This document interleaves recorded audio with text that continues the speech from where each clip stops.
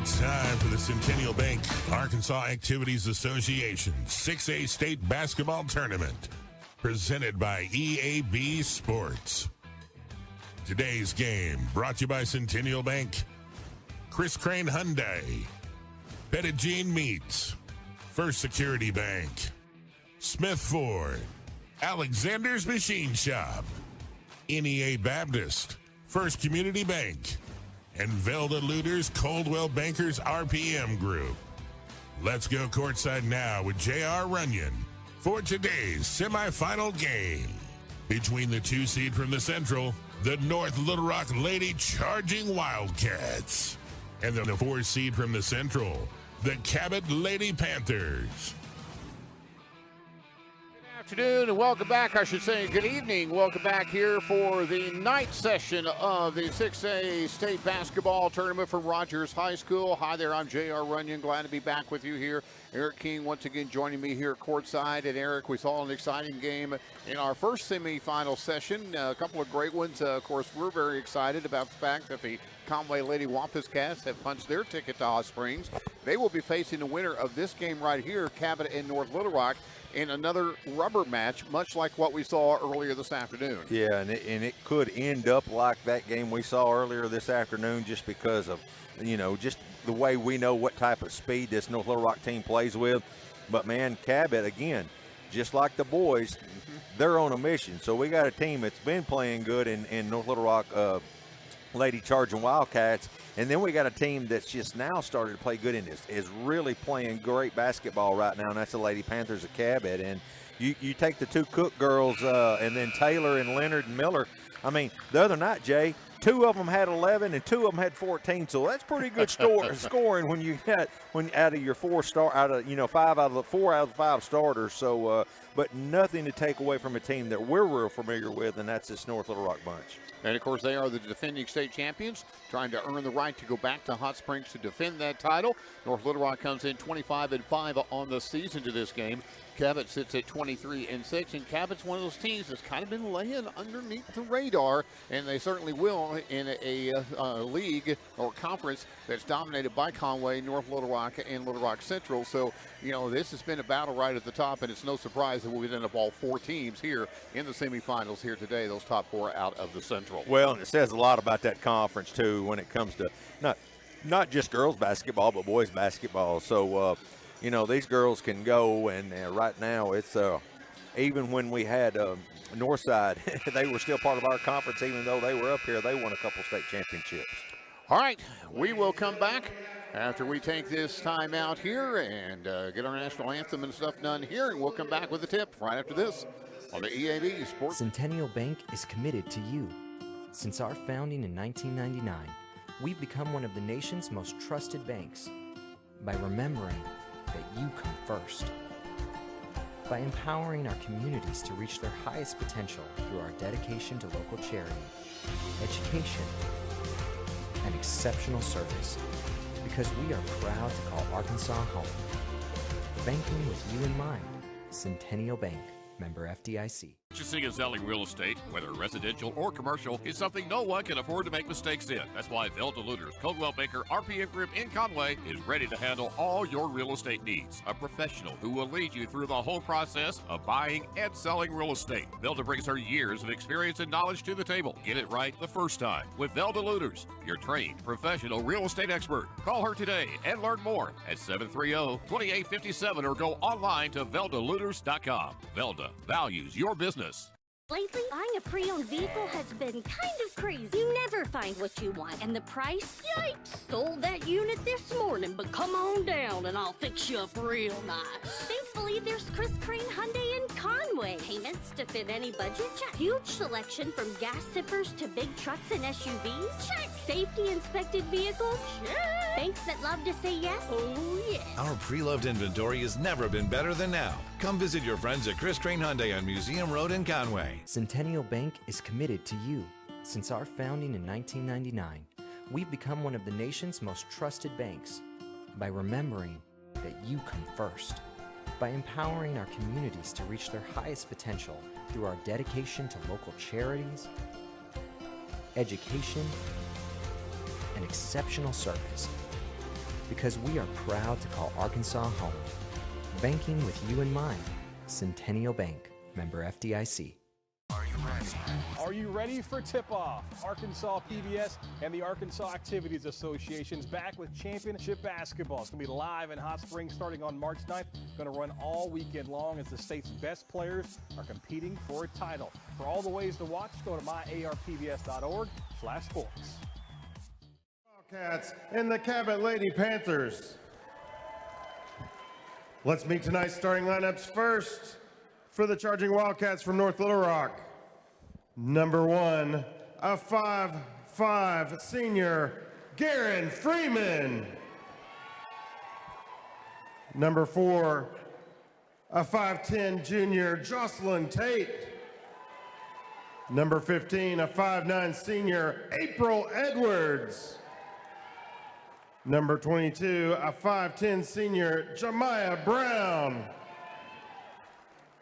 And number 34, a 6-foot junior, Madison Hatley.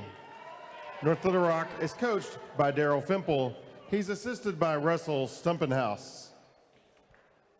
Now let's meet the starters for the Lady Panthers from Cabot. Number 00, a 5'9" senior, Layla Reese.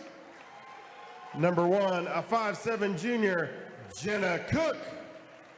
Number 2, a 5'6" junior, Bliss Miller. Number 3, a 5'3" senior, Samantha Taylor. And number 24, a 5'6" junior, JC Cook. Cabot is coached by Jay Cook. He's assisted by Carson Gill.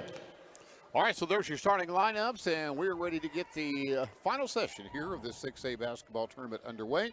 Eric King joining me courtside here. I'm J.R. Runyon. Thanks again for joining us. What promises to be another great matchup between two 6A Central rivals that have been rivals since it was 7A, rivals since they were growing up. Right? I mean, yeah, exactly. Cabot and North Little Rock, all the way up here in Rogers, Arkansas to play Yep. this. It's definitely a neutral site, that's for sure. Yeah. All right, and the officials are ready. Ball is put up and in play, and it will be Cabot with the first possession. Samantha Taylor, fun to watch. Jenna Cook with the basketball. Okay, she drops it off to Taylor. Taylor never stops. No. Over to J.C. Cook, back up to Taylor. Taylor looks down inside, cut off there by Freeman. She'll take it right side, put it up off the glass too strong. North Little Rock battle for the rebound actually, and on the jump ball, it will go to North Little Rock. Just underway, once again, the winner of this gets Conway, 12 noon on Friday at Hot Springs for the 6A 2023 Centennial Bank State Championship.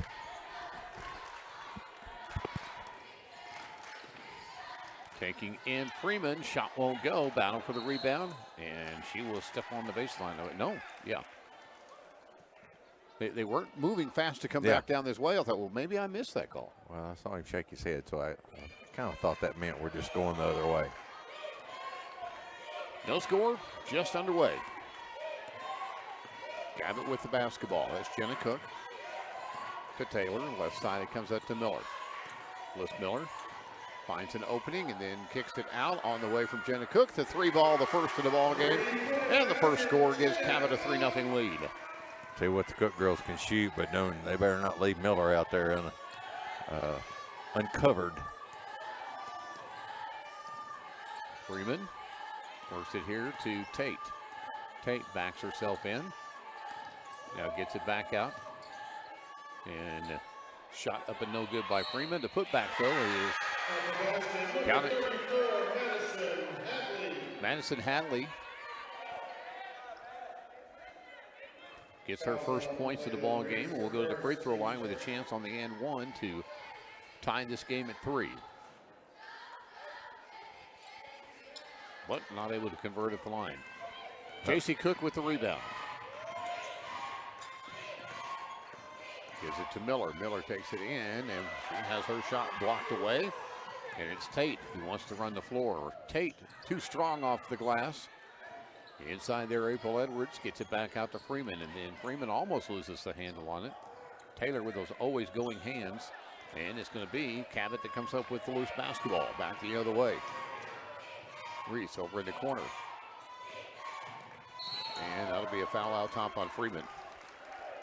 Tell you what, Reese is moving a little bit better than she was the other day when she got out. That ankle was bothering her some, and she had to set a little bit because of foul trouble, but also a little bit because she tweaked that ankle. I have a feeling that ankle is heavily fortified today. I think it is. Taylor with the basketball, takes it right side, puts up a three.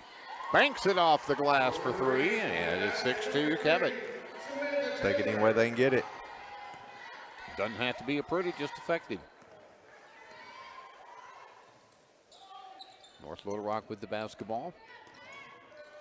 Jemiah Brown gives it up to Tate, and that's going to be stolen by Cook, and she's going to get it quickly down to Taylor, and she'll take a free throw, or a layup off the right side in for two. It's 8-2, and Cabot jumps out to a 6-point lead. These two teams split in this regular season. And the blocking foul going to be called. Foul's going to be on Bliss Miller. Not a popular. April Edwards. Not a popular call. No, not really. I think we've got some Cabot fans around us. Oh, sure. Edwards' first free throw up and no good. Edwards led North Little Rock with 16 in that last ball game. Trying to get in the book here. Second free throw is good. 8-3 to score, Cabot on top. And it'll be Jenna Cook who'll bring the ball up for the Lady Panthers. Cook, right side. Gives it to Reese. Into the paint. Reese kicks it out to Miller. Miller up top to Reese. Reese wants to take it left side, puts the shot up, and gets the friendly roll. 10-3, and we saw Reese very effective in that Rogers Heritage game. And that's going to be up and off the glass for Tate, and an and one opportunity for the North Little Rock Lady Charging Wildcats. And that's going to be two on Miller. Quick two.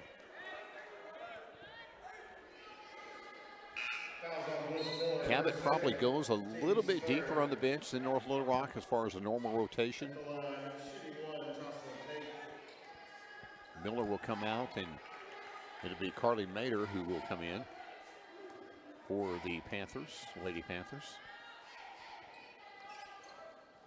And the free throw is good. 10-6 to score. Bringing the ball up the floor will be Jenna Cook. Cook guarded out top by Freeman. Gives it up to Reese, working it nicely down inside to J.C. Cook. J.C.'s first shot's no good, but she does draw the contact and the foul. 10-6 to score.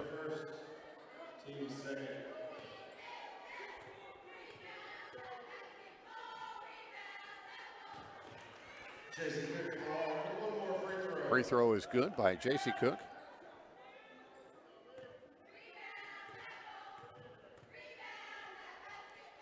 Second free throw is up and good as well. 12-6 to score. Cabot on top. April Edwards will bring the ball up the floor for the Charging Wildcats. That was real close. And then planted back on her backside's Taylor. She goes after the basketball, and Is that a foul? they are going to call the foul on Freeman.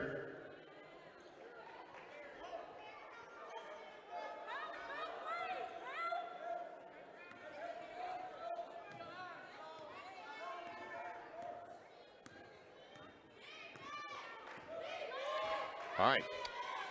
Jenna Cook with the basketball. Guarded out top now by Sakaya Hicks into the ball game for North Little Rock. And it'll be Madar who takes it up, and she'll draw the contact. And go to the free throw line to shoot two. Foul's going to be on Hatley, I believe. Foul's going on Madison Hatley. It is. Her first, team score at the line, shooting 2.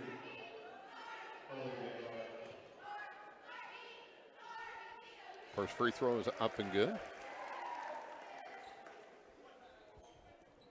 Jenna Cook gets set for the second. And can't get that one to go through. Backs it down the floor. Tate on the run, and she will run to April Edwards. And April Edwards going to get called for the offensive foul.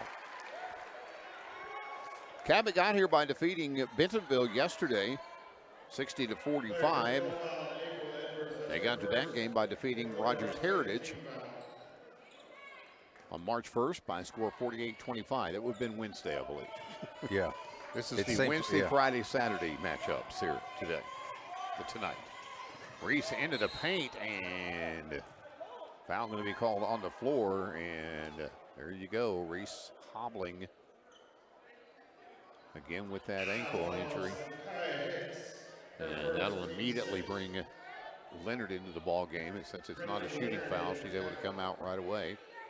She's hobbling a little bit too now, isn't she? Yeah. She came up, she went into the paint, was kind of stuffed, and when she did, she came up hobbling a little bit. J.C. Cook gets the ball in now to Jenna Cook. Jenna takes it out between the circles. Right side on the dribble to Taylor. Taylor's looking at the basket. Doesn't put the shot up. She's always looking up, though. Exactly. Mader. Plenty of time on the shot clock. Gives it up to J.C. Cook. J.C. turns and spins. Tries to get her defender in the air. Can't get the shot to go, but down low. Leonard's shot won't go. On the putback and the rebound back the other way. It's April Edwards. Edwards stops, drops, draws contact, and will go to the free throw line. Cabot foul number 3, Samantha Taylor. That's her first, team score. At the line, shooting 2, April Samantha Edwards. Taylor whistled for the foul.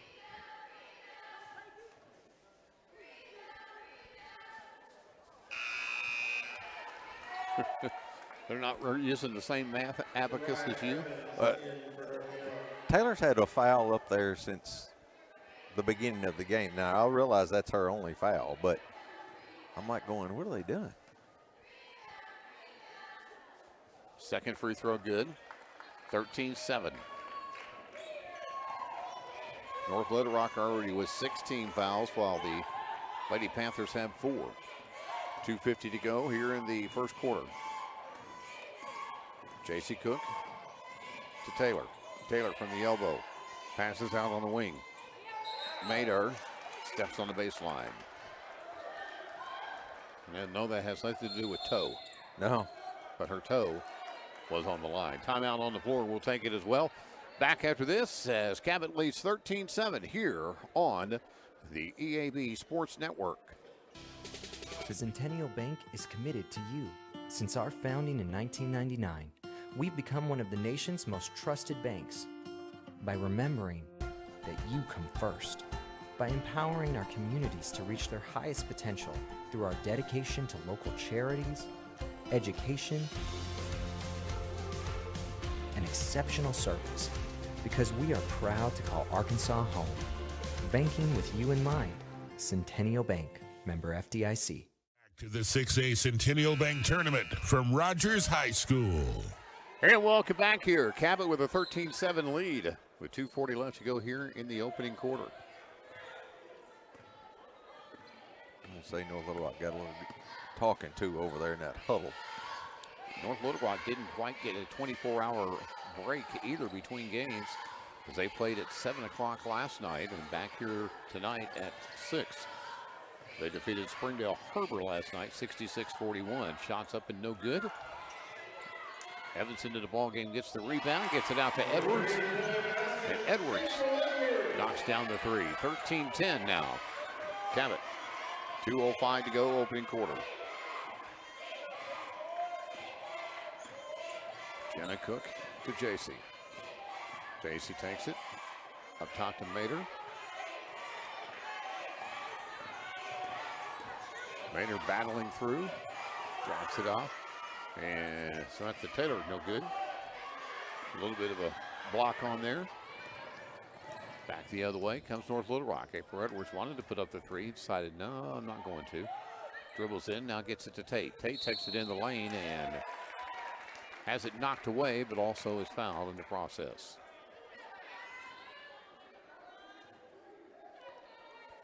That'll be the second on Taylor.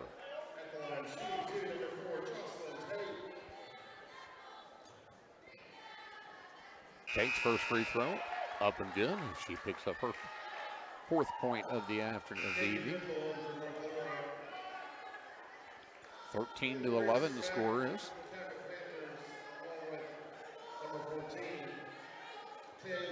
Now out on the floor will be Taylor Usry, and Layla Reese comes back out on the floor to try out that ankle. And the free throw is up and good by Tate.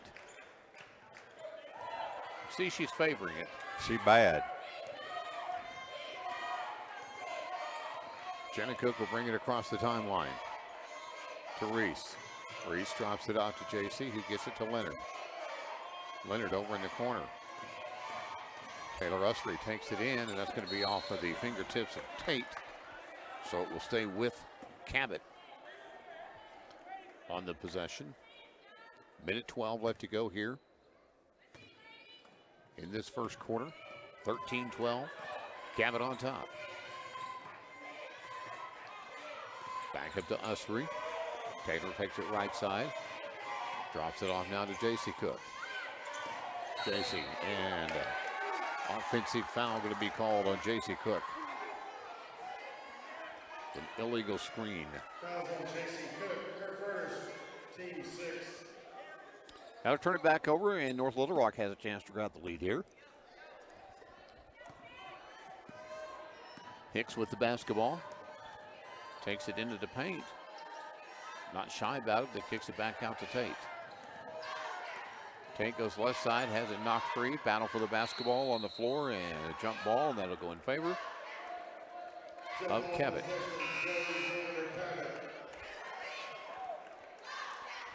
On the alternating possession, it's in favor of Cabot, so we will bring it back down to the other side.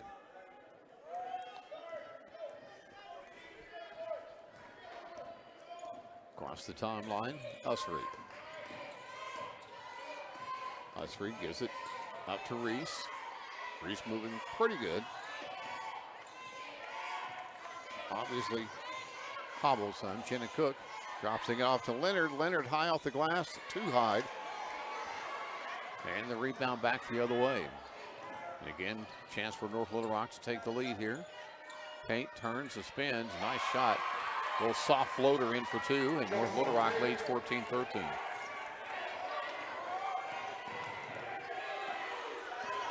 Jenna Cook with it. Can't get the shot off in time, and we will go to the second quarter with a one-point ball game. North Little Rock leads by a score of 14-13. Back after this on the EAB Sports Network. Hey, lately, buying a pre-owned vehicle has been kind of crazy. You never find what you want, and the price, yikes! Sold that unit this morning, but come on down and I'll fix you up real nice. Thankfully, there's Chris Crane Hyundai in Conway. Payments to fit any budget, check. Huge selection from gas sippers to big trucks and SUVs, check. Safety inspected vehicles, check. Banks that love to say yes, oh yeah. Our pre-loved inventory has never been better than now. Come visit your friends at Chris Crane Hyundai on Museum Road in Conway. Petit Jean meats smoked meat the old-fashioned way and have since 1928. We use real hickory wood in our smokehouse, giving you a better quality product and a better taste. Try award-winning Petit Jean meats, bacon, ham, turkey, hot dogs, and sausage. Quality products you'll keep coming back for. Some things never change, and we think that's a good thing. Petit Jean meats. Taste the difference. Back to the 6A Centennial Bank Tournament from Rogers High School. The early three there by Jenna Cook. Great work underneath the basket there by Hatley. And at the end of one, it's 14-13. And of course, that Three-pointer there by Taylor as well. North Little Rock with the basketball to start the second quarter. Tate finds Evans underneath the basket, but shot's too strong. And the rebound comes away, and the foul going to be called coming back the other way, and I believe that's going to be on Tate. And that will send Cabot to the line right out of the box here in the second quarter. Physical ball game like you would expect between these two teams, and the officials are calling it physically. Taylor Ussery will go to the free throw line for the 1-and-1. First one no good. Hicks picks up the loose ball for North Little Rock. Gets it up to Edwards. Edwards dribbles behind the back, turns, takes it in, now kicks it back up top. Well, trying to kick back up top. Does to Hicks. She moves it to the left elbow. Finds Katie Fimple. Fimple's pass is off the fingertips of Evans. Back the other way it comes.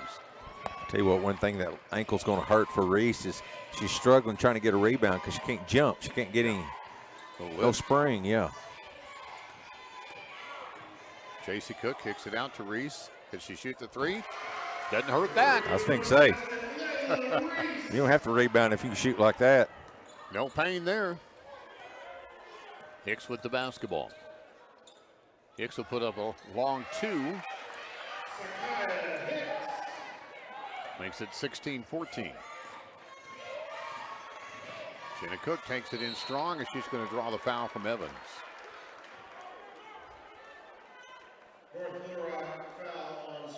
Coach Fimple over there. Thought that should have been a jump ball, he said. I mean the one in the stands, not the one on the floor. They don't officiate like we used to. Used to, if you called a foul, you got away from the coach, and that don't happen much anymore. Regardless if you thought you were right or if it was bad or good, you still got away from the coach. 17-16. Jenna Cook knocks down the first free throw.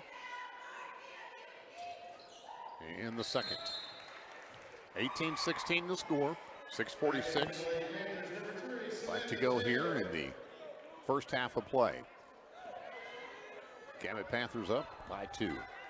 North Little Rock. That's Hicks will bring it across. Also out on the floor, Jemiah Brown. April Edwards. That's where the pass goes. Edwards tried to drop it off to Hatley, but it was too tall. Also out on the floor right now, ZZ Cooper for North Little Rock.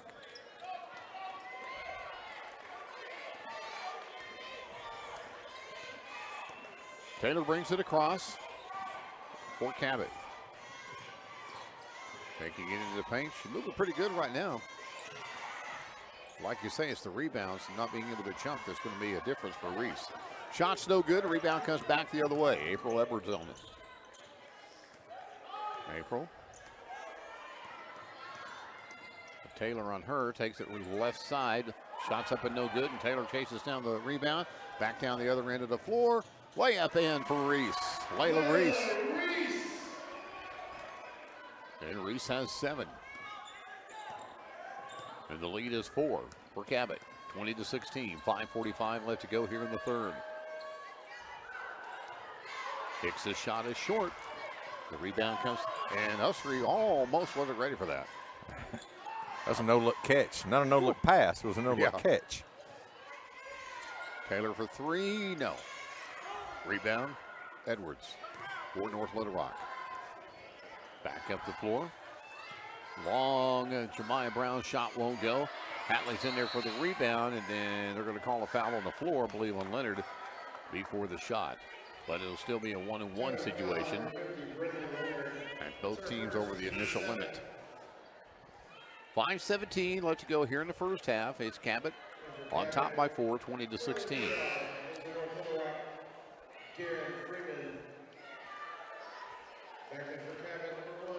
Checking in for the Lady Panthers. Jenna Cook back in for Ussery. The and one, or the free throw no good on the 1-and-1. She didn't get an and one because she didn't make the first one.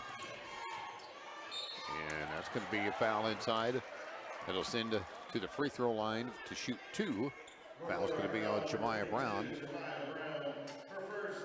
These Cook sisters, they know how to take the ball to the hole. They've exactly. Coached, preached, and taught. Like I said, I bet there's a lot of practicing at the Cook household. First free throw up and good. Cabot leads by 5, 21-16 with 5:06 left to go here in the first half. Second free throw good as well, 22-16 Cabot. Bliss Miller back in for the Lady Panthers.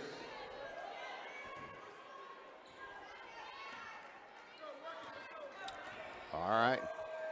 Freeman brings it across for the Charging Wildcats. Defending state champions at Class 6A.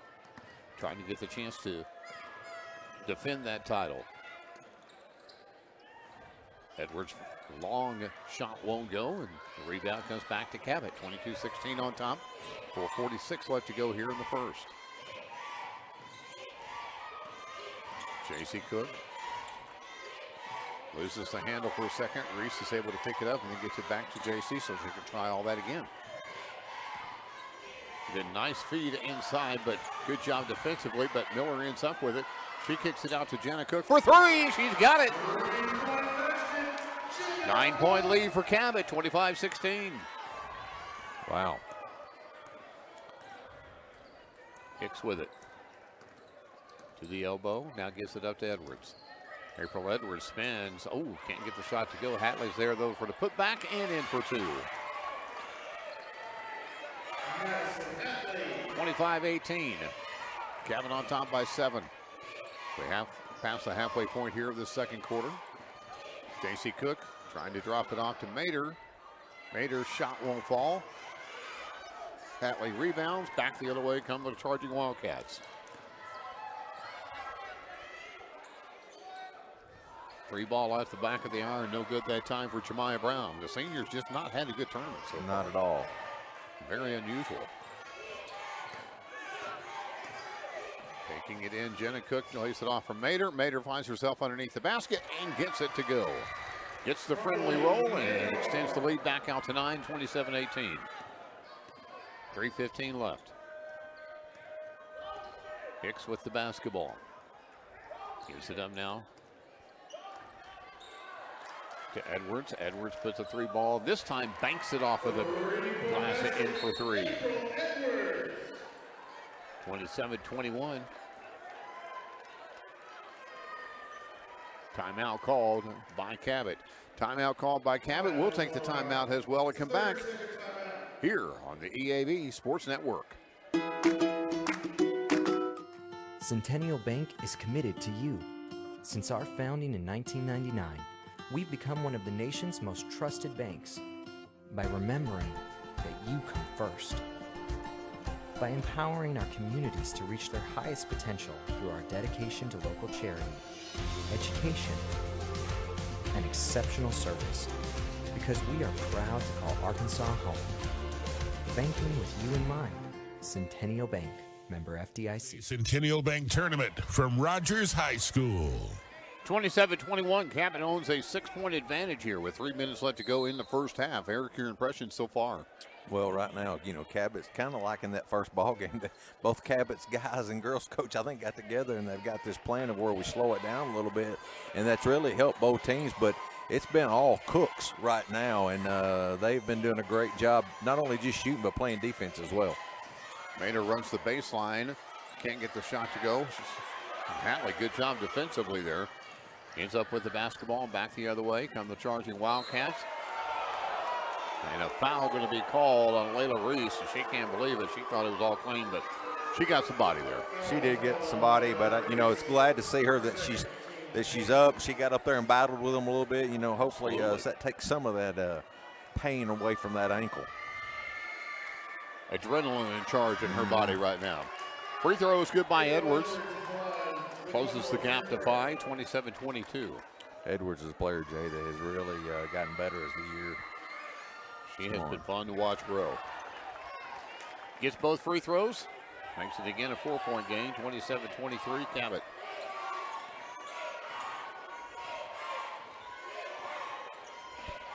Jenna Cook. Outside to JC for three. No. Rebound inside Hatley. North Little Rock wants to go. That's a familiar phrase. From the left to elbow, shot by Hicks is no good. Cabot rebounds, brings it back up the floor. Jenna Cook drops it off to JC, who finds Reese. And trying to work the baseline down to, they're going to say that Cabot touched the ball and knocked it out of bounds. And so it will go to North Little Rock. While they're getting the ball in, we got a score update from Rector. Mount Vernon Enola up 19-5 at half. Wow. That's low scoring for both of them. No kidding. 27-23, and of course they're playing for the right to play Conway Christian on Saturday. Yeah.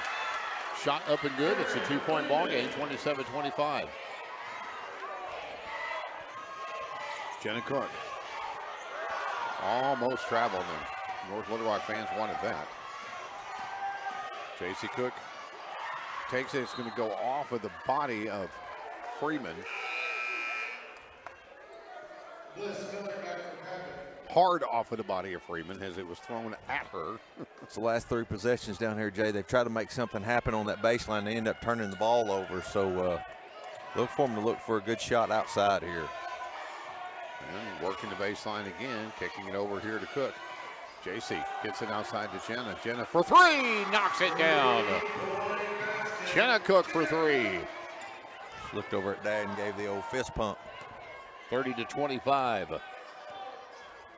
Clock winds down to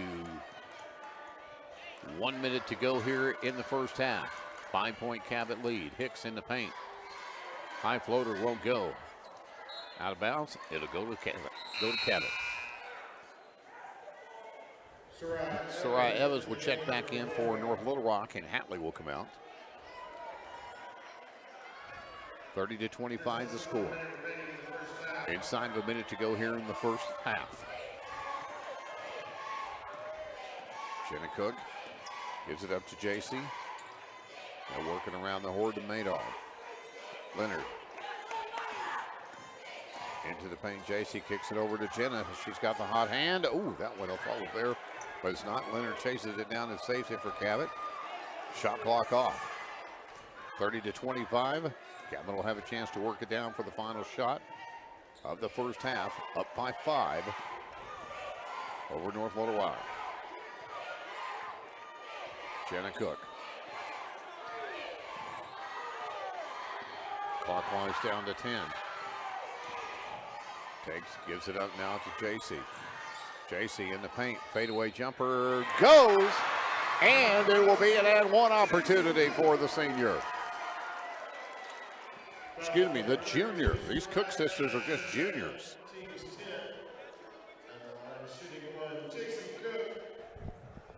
And it'll be JC Cook at the line for an and one with 2.2 seconds left to go.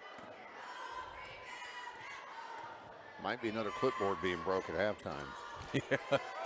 No, it might happen before they get in there. All right, free throw's no good, so we end with a 7-point advantage for Cabot, 32-25, and we'll be back after this 1 minute timeout. It's halftime here on the EAB Sports Network. When your loved one is on the brink, their future in the hands of strangers, and all you have is hope. Choose the safest hospital in Eastern Arkansas. Your safety isn't a goal, it's a promise. When you choose First Security, banking is just the beginning. Here, we take care of each other, making the community we all share even stronger. So people in Arkansas can build a life, buy a home, run a business, and more. Strength in numbers and neighbors. It's another way First Security helps Arkansas bank better. And it's why you should call on us today. First Security, bank better. Back to the 6A Centennial Bank Tournament from Rogers High School. Well, some three-pointers for Cabot have really stretched this lead out to 32-25. We see some of those as we come back out of the break. North Little Rock has depended really on going down low and have done a good job. Hatley with that one that you see there. There is Madar with a shot. Then there's a three-pointer as well by April Edwards. It's the first half highlights, and again, a great job for Lucas Wilkington and our crew, Wigington and our crew here with Rogers High School Television, helping us bring you all the action right here from Rogers in this 6A tournament. Eric, first half scored. Well, I'll tell you what a great job again by the Cook sisters. We got one with 11. We've got 24. Who's 24, Jack? I didn't write initial by her name. How we That's say? JC. JC, she has 6. We have 7 by Reese, who is still hobbled a little bit, but she's actually playing. She's stretching it out some. 3 by Madar off the bench and 5 by Taylor. And if you look over on the other side, Edwards is really it's between Edwards, Tate, and Hatley, and Edwards leads that bunch right now with 10 points. So, hey, there's a 7-point difference here. And I promise you right now they're getting some things worked out in this North Little Rock dressing room. Expect a great second half when we come back. We'll take this time out and get you more at halftime here from Rogers High School on the EAB Sports Network. Hi, I'm Kate McConnell, member of the Smith Ford family. Come to Smith Ford and get any Ford vehicle designed by you and built for you. Our experienced staff can help you custom order an F-150, Bronco Sport, or the all-new Ford Maverick. Smith Ford, providing affordable Fords for over 100 years. Come experience Smith Ford's family customer service in Conway, exit 127 off I-40. Purchasing and selling real estate, whether residential or commercial, is something no one can afford to make mistakes in. That's why Velda Looters, Coldwell Banker, RPM Group in Conway is ready to handle all your real estate needs. A professional who will lead you through the whole process of buying and selling real estate. Velda brings her years of experience and knowledge to the table. Get it right the first time with Velda Looters, your trained professional real estate expert. Call her today and learn more at 730-2857 or go online to VeldaLooters.com. Velda values your business. Centennial Bank is committed to you. Since our founding in 1999, we've become one of the nation's most trusted banks by remembering that you come first, by empowering our communities to reach their highest potential through our dedication to local charities, education, and exceptional service. Because we are proud to call Arkansas home. Banking with you in mind. Centennial Bank, member FDIC. Are you ready for tip-off? Arkansas PBS and the Arkansas Activities Association's back with championship basketball. It's going to be live in Hot Springs starting on March 9th. Going to run all weekend long as the state's best players are competing for a title. For all the ways to watch, go to myarpbs.org/sports. Academics. We wish all the schools the best during the Centennial Bank State Tournament this week and look forward to seeing you in Hot Springs. Centennial Bank, member FDIC. Back to the 6A Centennial Bank Tournament from Rogers High School. And Rogers High School, and I want to thank Rogers High School Television and their crew for making this a great week of basketball action. We are in game number 19 of 20. And it's been a ton of fun, and we've still got some great basketball action ahead. When we come back, we will get the stage set for the second half. Our score at halftime, Cabot 32 and North Little Rock 25. Back after this on the EAB Sports Network. In the early 70s, a small machine shop opened in downtown Jonesboro. Jim Alexander created a business that today fuels the engines of industry in Craighead County and beyond. From raw materials, Alexander's Machine Shop fabricates components essential to our regional economy. My father told me that regardless of what business you have, the quality and service are the most important things you can offer to those customers. We're Arkansas made, Arkansas proud at Alexander's Machine Shop and KAIT.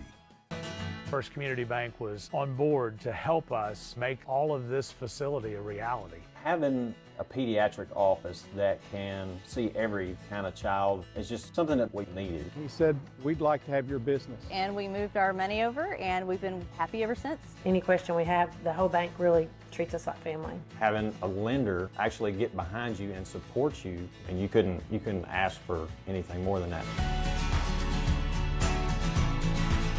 Lately, buying a pre-owned vehicle has been been kind of crazy. You never find what you want, and the price? Yikes! Sold that unit this morning, but come on down and I'll fix you up real nice. Thankfully, there's Chris Crane Hyundai in Conway. Payments to fit any budget? Check. Huge selection from gas sippers to big trucks and SUVs? Check. Safety inspected vehicles? Check. Banks that love to say yes? Oh, yeah. Our pre-loved inventory has never been better than now. Come visit your friends at Chris Crane Hyundai on Museum Road in Conway. In life, things aren't scripted. If you're an athlete, we need people like you and translate those skills to officiating. You can get a lot out of it. It happens in every town, in every game. We never have a perfect game, but the rewards always outweigh the negativities.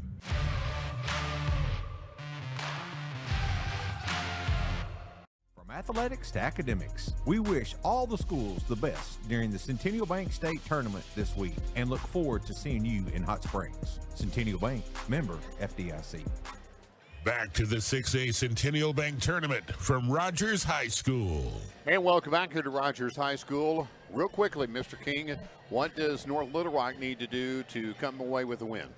Shut down the Cook sisters. I mean, that's what they're in. And North Little Rock needs to get that outside shot shoot. Working a little bit more for them. But do not be surprised if they don't come out in the full court press, because that's where they can make a difference in a ball game. Absolutely. All right, we will come back with the second half after we take this final break here at halftime. Back after this on the EAB Sports Network. Petit Jean Meats smoke meat the old-fashioned way and have since 1928. We use real hickory wood in our smokehouse, giving you a better quality product and a better taste. Try award-winning Petit Jean Meats, bacon, ham, turkey, hot dogs, and sausage. Quality products you'll keep coming back for. Some things never change, and we think that's a good thing. Petit Jean Meats. Taste the difference. Are you ready for tip-off? Arkansas PBS and the Arkansas Activities Association's back with championship basketball. It's going to be live in Hot Springs starting on March 9th.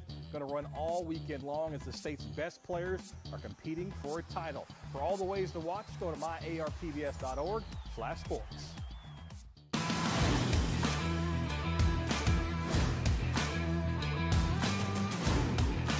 It's time for the Centennial Bank Arkansas Activities Association 6A State Basketball Tournament, presented by EAB Sports.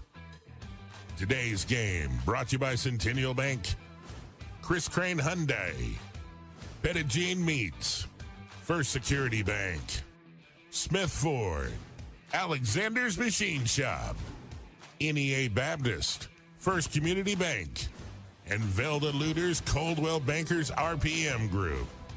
Let's go courtside now with J.R. Runyon for today's semifinal game between the 2 seed from the Central, the North Little Rock Lady Charging Wildcats, and the 4 seed from the Central, the Cabot Lady Panthers.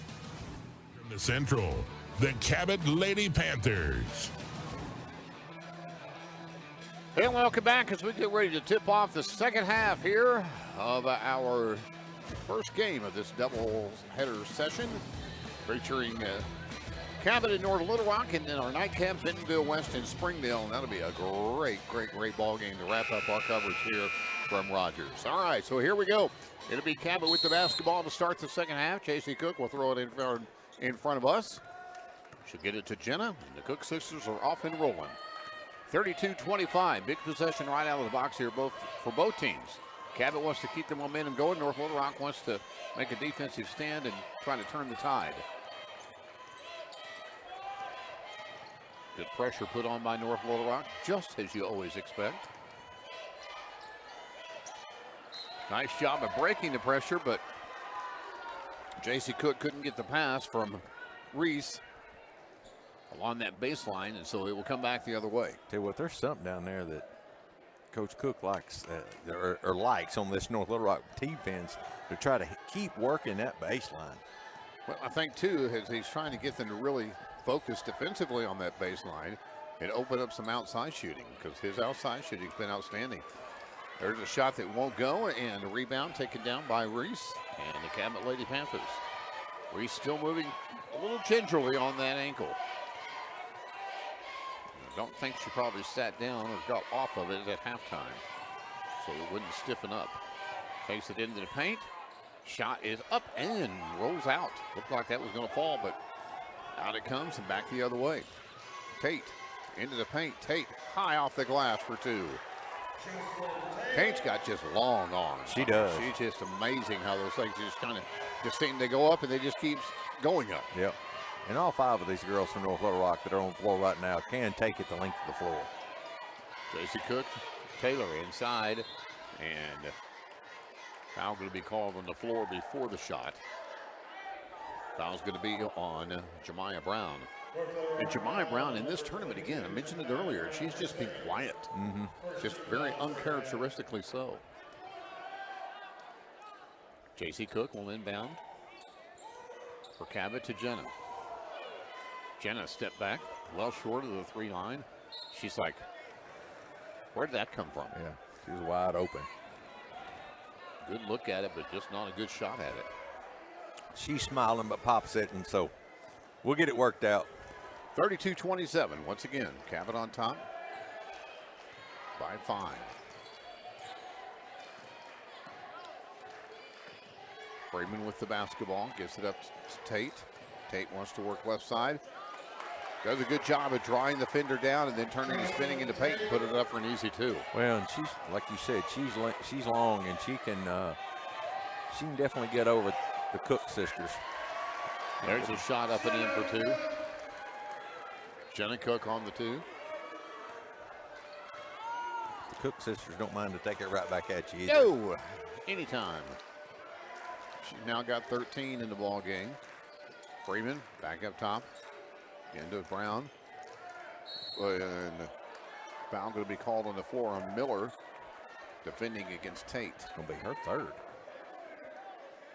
Foul's called on Liz Miller, her 3rd. That'll be the 3rd on her, as you say. 5-point game, 34-29, trying to cut into that deficit, and she does. April Edwards hits a 3 from the corner, makes it a 2-point game, 34-32. Jenna Cook goes all the way, puts it up, gets the shot to fall, and draws the contact. Claps her hands on the floor and said, all right, let's go. And that's going to be 3 on Tate. So, decision time for Coach Darrell Fimple right there, as Tate is only one of his better defenders. But she's had the hot hand here in the second half. She sure has. The and one is good.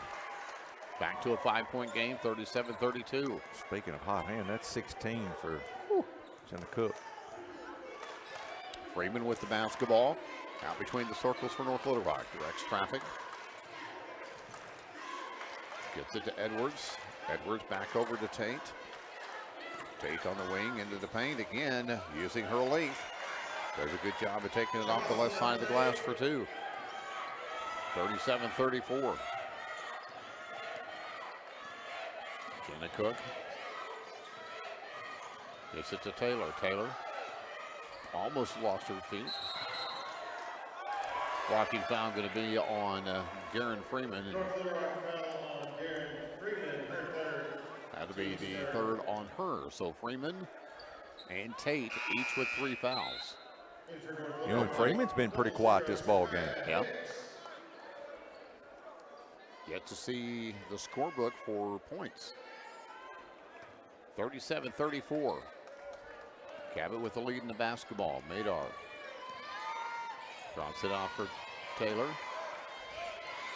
North Little Rock tried to squeeze her out of there. And it's going to be off of North Little Rock, so it'll stay with Cabot.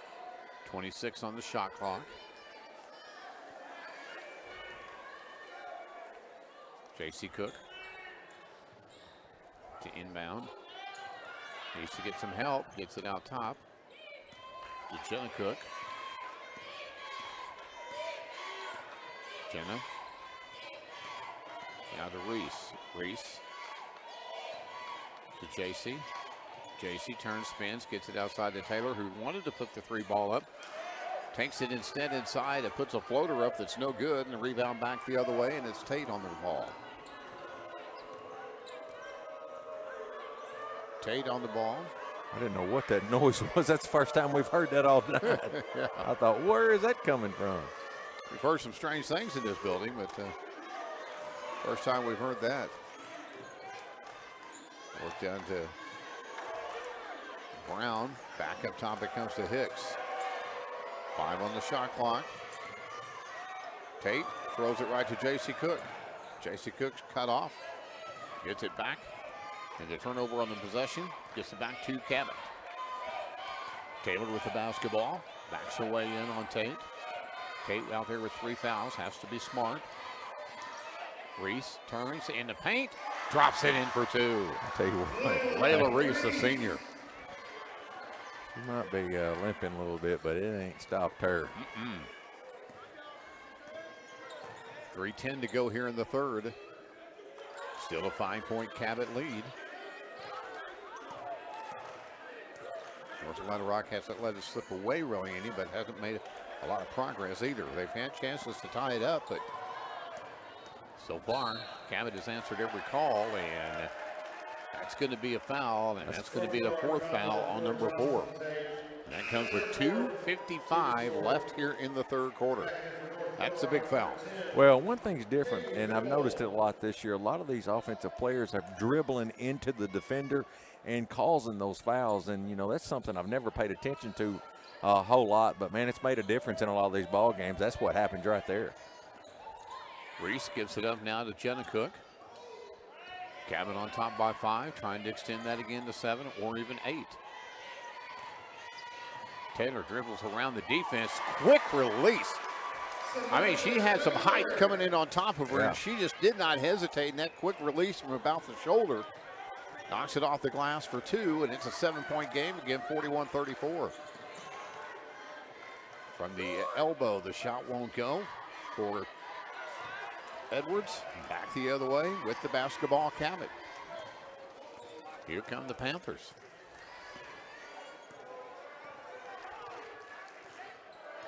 Jenna Cook with it. Gives it up to Reese. Into the paint, Jenna Cook, and can't get the shot to go. Back up the floor. Hicks with it. Hicks gets the shot to go for 2. 41-36, a minute 49 left to go here in the third quarter. Timeout on the floor. Timeout on the floor. We'll take it as well. Back after this on the EAB Sports Network. Centennial Bank is committed to you. Since our founding in 1999, we've become one of the nation's most trusted banks by remembering that you come first. By empowering our communities to reach their highest potential through our dedication to local charity, education, and exceptional service. Because we are proud to call Arkansas home. Banking with you in mind. Centennial Bank, member FDIC. Back to the 6A Centennial Bank Tournament from Rogers High School. And some great second half highlights here, and pretty much the highlights have come from Cabot. As there you see that explosion of appreciation and joy right there from Jenna Cook. And Reese as well. All right, so here we go. Minute 49 left to go in the third quarter, 41-36. Here comes that press, JR. Let's see if it can create some mayhem. Well, they drop off. Yeah. Pressure the inbounds and drop back. Reese gives it up to Taylor. I think she had a lane there. She's going to make a lane. And she puts the shot up too strong. Rebound Hatley. Back the other way comes North Little Rock. Hicks going, where's Taylor? Yeah. Don't want her sneaking up behind me. Jemiah Brown. Back up to Freeman. Freeman. Getting instructions from Coach Fimple.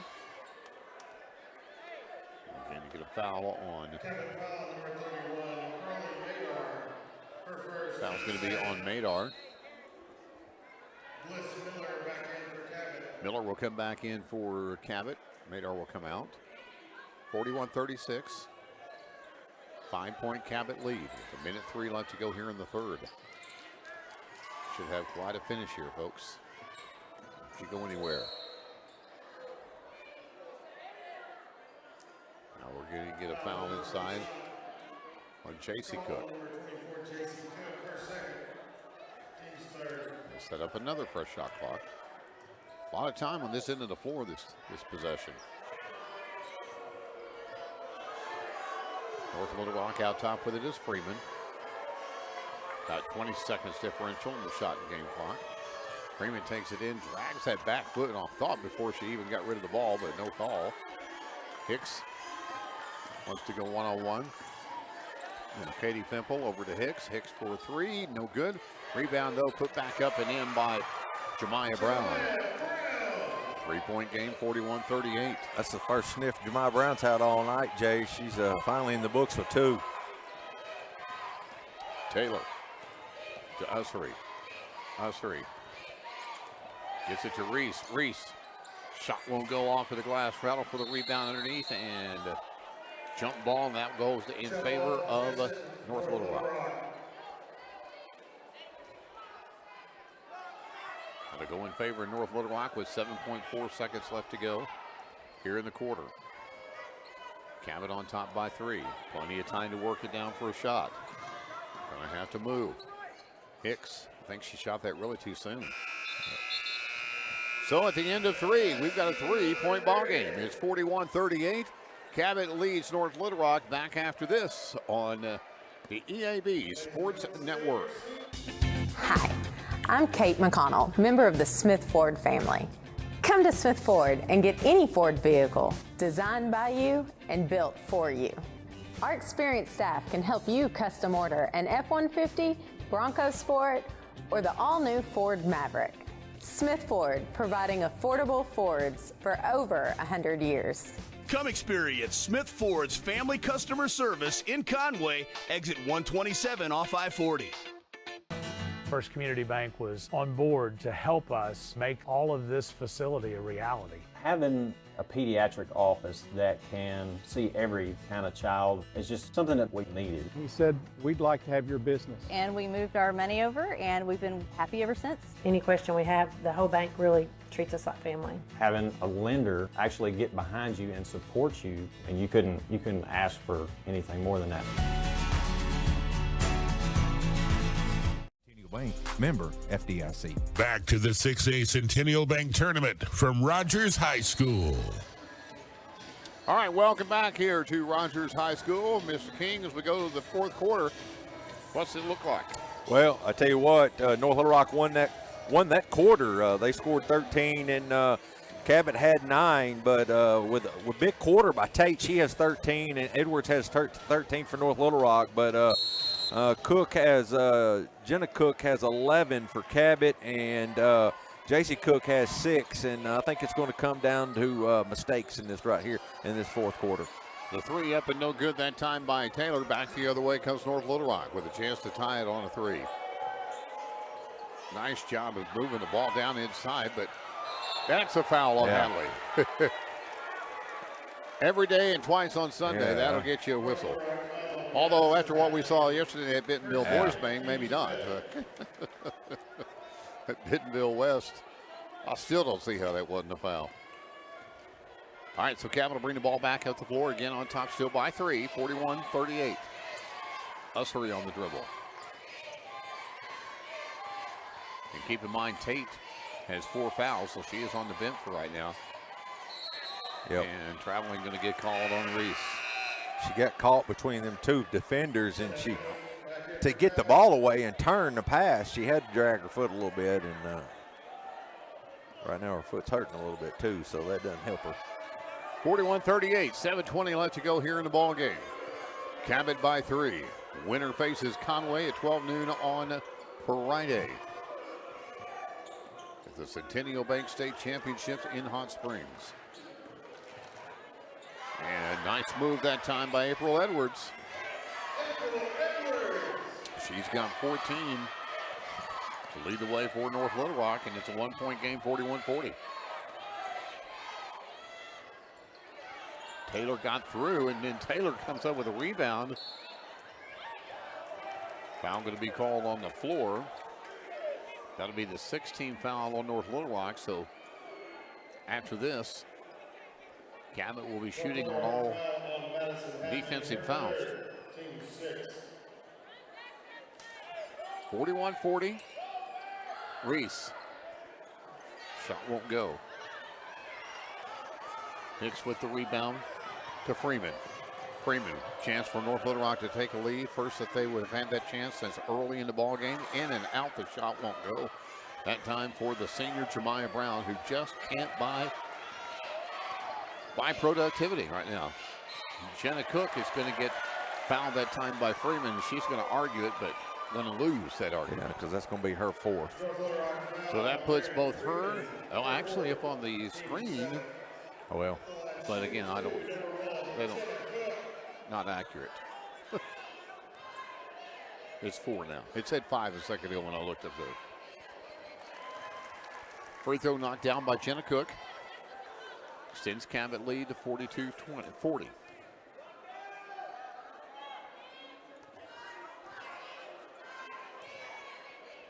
Second free throw. Good as well. Back to a three-point Cabot lead. 43-40 with 6:23 left to go here in the ball game. It's 18 for Jenna Cook. Hicks out top with the basketball for North Little Rock. Takes it to the right side, now pulls it back up. 20 on the shot clock. Giving it outside to Edwards. Shot won't go. Rebound battle for underneath the basket. It's going to be a foul on Leland Hatley. And it is.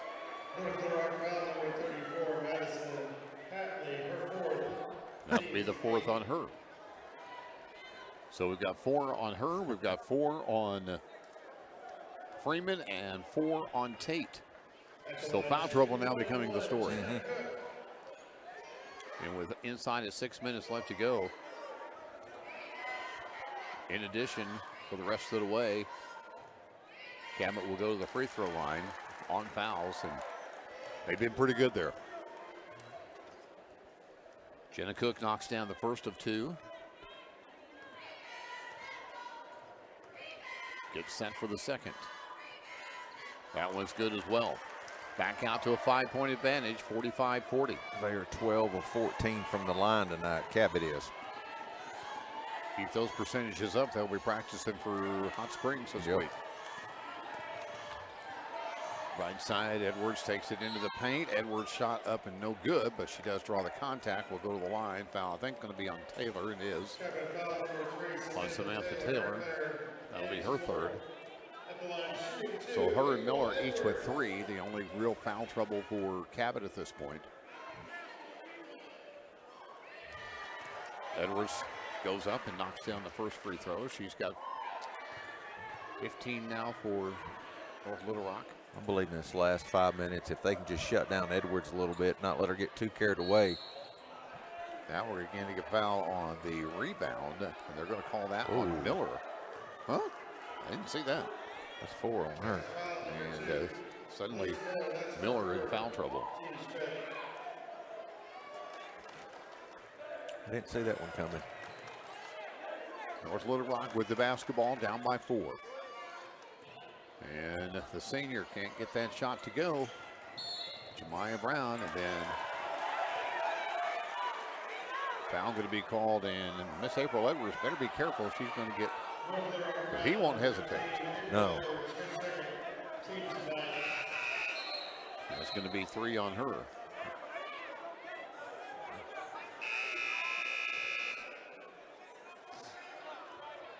And Madar will come into the ball game, and will come down here and shoot free throws.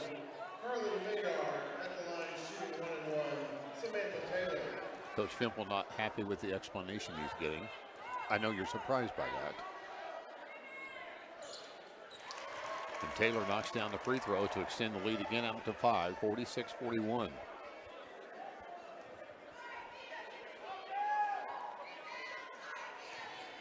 Taylor. Second free throw won't go, but rebound by Reese. A fresh possession, a fresh shot clock here. for Cabot. Now, I hope they don't go into the burning time mode. No, they need to keep playing like they are. And there you go. J.C. Cook says, I'm not burning time. I'm putting points up on the board. What a move.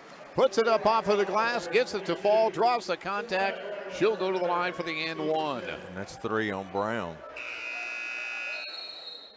And timeout called by North Little Rock.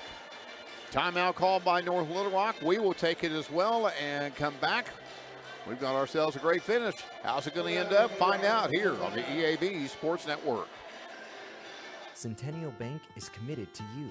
Since our founding in 1999, we've become one of the nation's most trusted banks by remembering that you come first, by empowering our communities to reach their highest potential through our dedication to local charities, education, and exceptional service, because we are proud to call Arkansas home. Banking with you in mind. Centennial Bank, member FDIC. Lately, buying a pre-owned vehicle has been kind of crazy. You never find what you want, and the price? Yikes! Sold that unit this morning, but come on down and I'll fix you up real nice. Thankfully, there's Chris Crane Hyundai in Conway. Payments to fit any budget? Check. Huge selection from gas sippers to big trucks and SUVs? Check. Safety inspected vehicles? Check. Banks that love to say yes? Oh, yeah. Our pre-loved inventory has never been better than now. Come visit your friends at Chris Crane Hyundai on Museum Road in Conway. Business. Back to the 6A Centennial Bank Tournament from Rogers High School. And welcome back here to Rogers High School. What a move that time by J.C. Cook. With the ball up off of the glass as she sliced in from the right side of the lane. She's fouled and at the line now for the and one and gets it. 49-41, 8-point lead. Cabot has taken the lead in this ball game and not relinquished it. They've had it cut to 2, but that's as close as North Little Rock has been able to get here in the second half. Hatley puts it up off of the glass for 2. 49-43, inside of 5 minutes to go. Jenna Cook with the basketball. Gives it up to Taylor, and battle now ensues on the floor for it. Alternate possession arrow is going to send it to North Little Rock.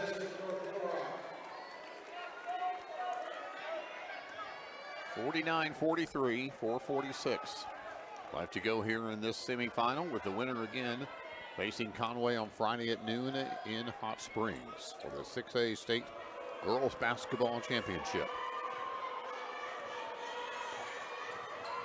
Freeman with it. Tate back out on the floor with 4 fouls. Runs baseline and floats it in for 2.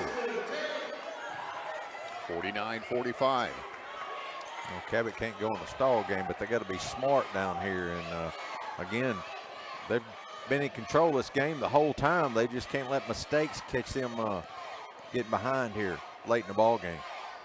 Madar on the floor for Cabot. Gets it to Reese. Reese wants to spin, turns, shoots. Short on the iron. Madar's there. Let's see who they say it's out of bounds off of Madar. So it'll come back the other way. 49-45 as we sit just shy of the halfway point here in the fourth quarter. We're under 4, and to the line we will go. 4-point ball game. Freeman wants to penetrate, does, and she will be fouled and gets the shot to go. Garen Freeman, the senior, with a chance to make this a 1-point ball game.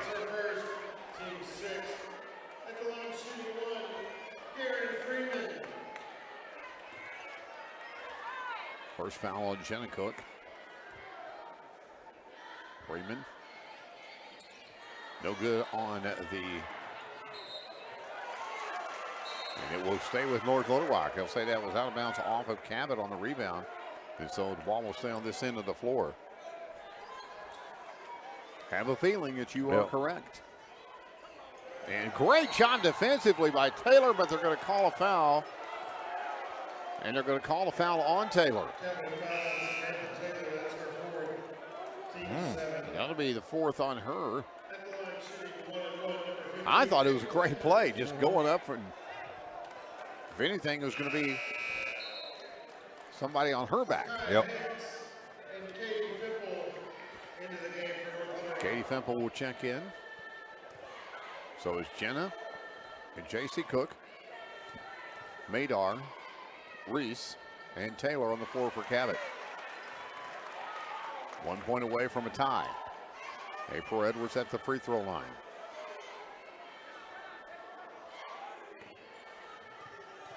Edwards now has 16. And it's a tie ball game, 49 all. And Coach Fimple's charged up. Yep. Charged up, and we will keep it right here to remind you again that we've got one more game after this one. As exciting as this is, the fans are starting to make their way in here for what promises to be a big battle between Springdale and Bentonville West. Two local teams that battled during conference, and you know this gymnasium will be packed, Jay, for this last one. And it will be rocking. 49-49 right now is our score. May be a while before we get to that game. No, it probably. I mean, for as close as it is between some fouls and some free throw shooting that we know we'll probably see before this is over with. And Cabot has 4 timeouts, and of course North Little Rock only has 1. So it'll be interesting to see how they use that and when they use that. But right now, as far as momentum-wise, it's definitely in the way of the charging Wildcats. And I think a big part was that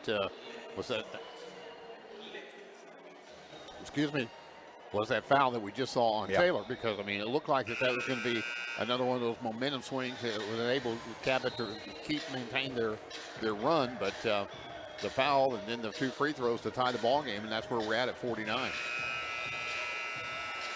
I tell you what, if you really look at this Cabot team, they can kill you from outside at a place where North Little Rock really hadn't made a difference from this evening. Mount Vernon and Nola winning big, it looks like. And that'll be picked up at half court by Madar for Cabot. And Taylor will bring it across and set up the offense for the Lady Panthers. They've not trailed since early in the ball game, but find themselves tied right now at 49. Taylor takes it into the paint. Taylor still on the dribble. Way too much dribbling. At some point, she's got to do something, and that was just out of exhaustion. I don't know why. That shot was just, and Jay Cook does not like that. He's looking at her going, now, come on. And the and one opportunity will come for April Edwards, as Edwards, the senior right now, putting this team on her back, has given North Little Rock their first lead since early in the first quarter, 51-49, and a chance to make it a 3-point lead.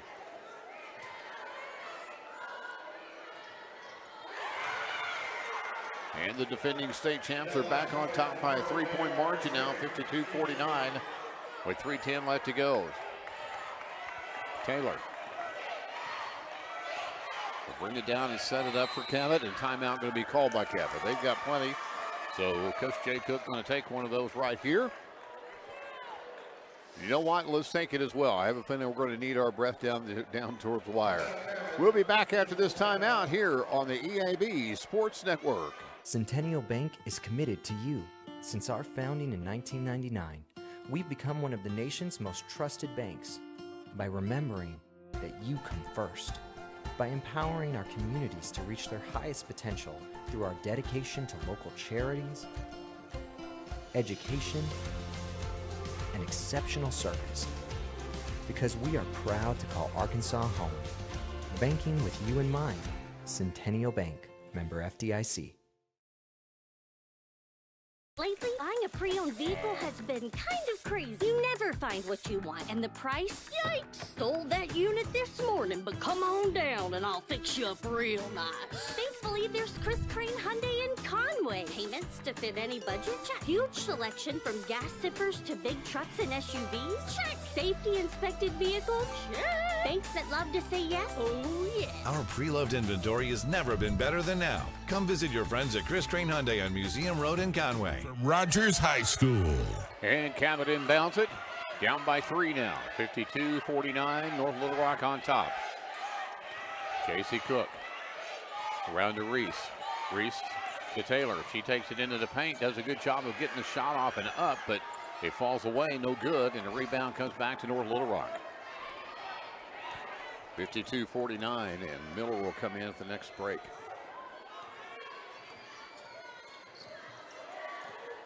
North Little Rock would love to extend this to a two-possession game, and Taylor's going to break through the hole. How about that? Yeah. April Edwards extends it to 5, 54-49. Jenna Cook gets it out to Madar. Mader back to Jenna. Jenna into the lane. Jenna kicks it out to Taylor. Should have taken the shot there. I don't know why she gives up those open shots and drives in the lane, and I don't get that. When she's got a great shot from outside. Yeah. 54-49, 5-point lead now for North Little Rock. We're inside of 2 minutes to go. Winner faces Conway on Friday at noon.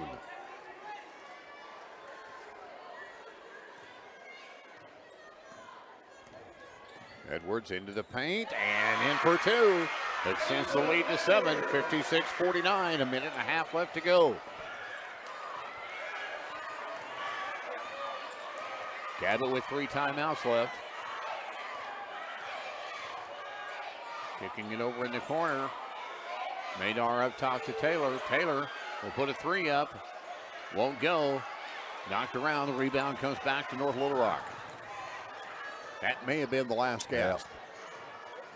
Yeah. Up by 7. North Little Rock can put something in here. That may be the final nail in the coffin. Or the final punch in the ticket. April Edwards. This has been the April Edwards quarter. Been the Edwards show. She's got 26. And the lead is now 9, 58-49, inside of 50 seconds to go.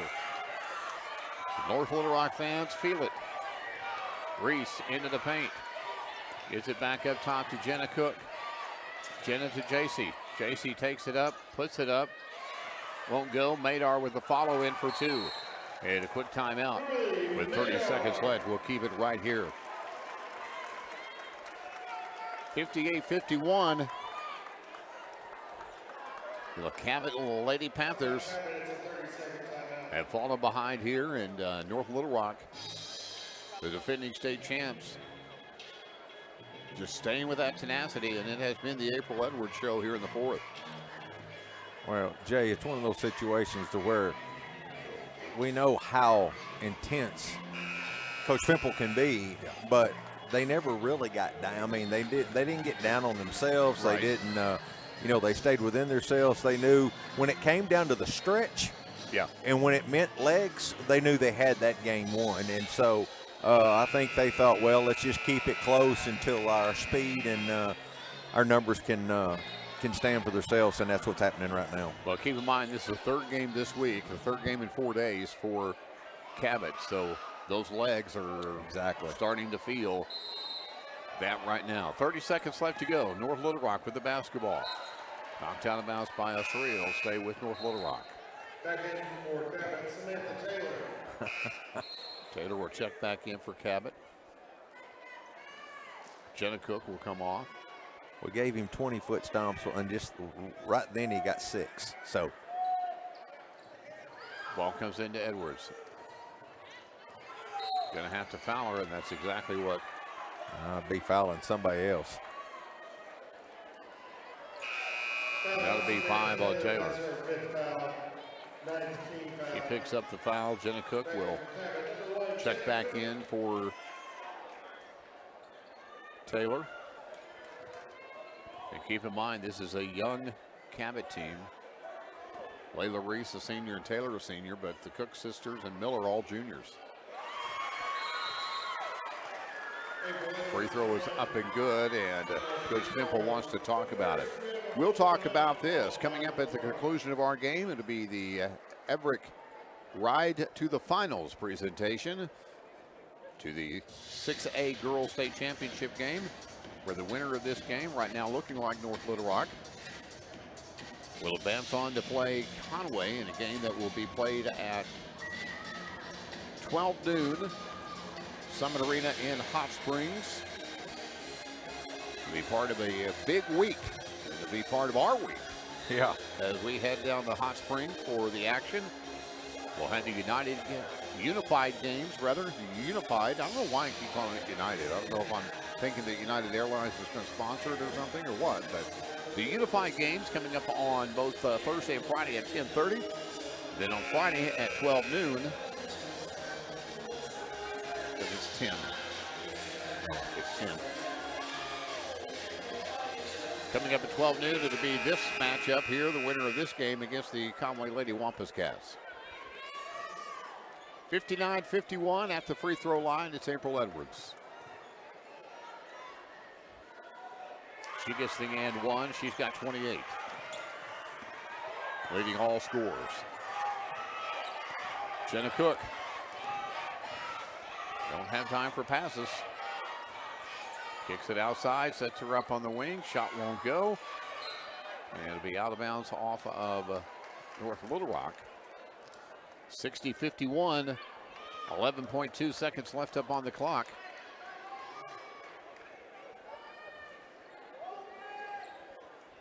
And the pass will come into Reese. Got to shoot. Jenna Cook can step back and kick it over to J.C. Cook for three. She gets it, but too little, too late. They won't even have to play it. 60-54. North Little Rock comes back down for the majority of the game and uses that experience and uses that senior leadership to come back and punch their ticket to Hot Springs, where they will face off against the Conway Lady Wampus Cats on Friday at 12 noon in the 6A State Championship. And get ready for our Everett ride to the finals of the Girls Basketball State Championship game. And congratulations to both of these teams on an outstanding season. And I know Cabot is disappointed that they're not going on further, but a great effort by these ladies here this week at Rogers. Hey, what a great effort by Cabot as a whole. I mean, they had both teams in here. I mean, both didn't even finish second in the conference, and they end up making it to the semis, and just an outstanding job to be in both ball games in the semis. So hats off to Cabot, but hey, Coach Pimple, it's not a place he's never been before. He's no stranger to this location, and absolutely.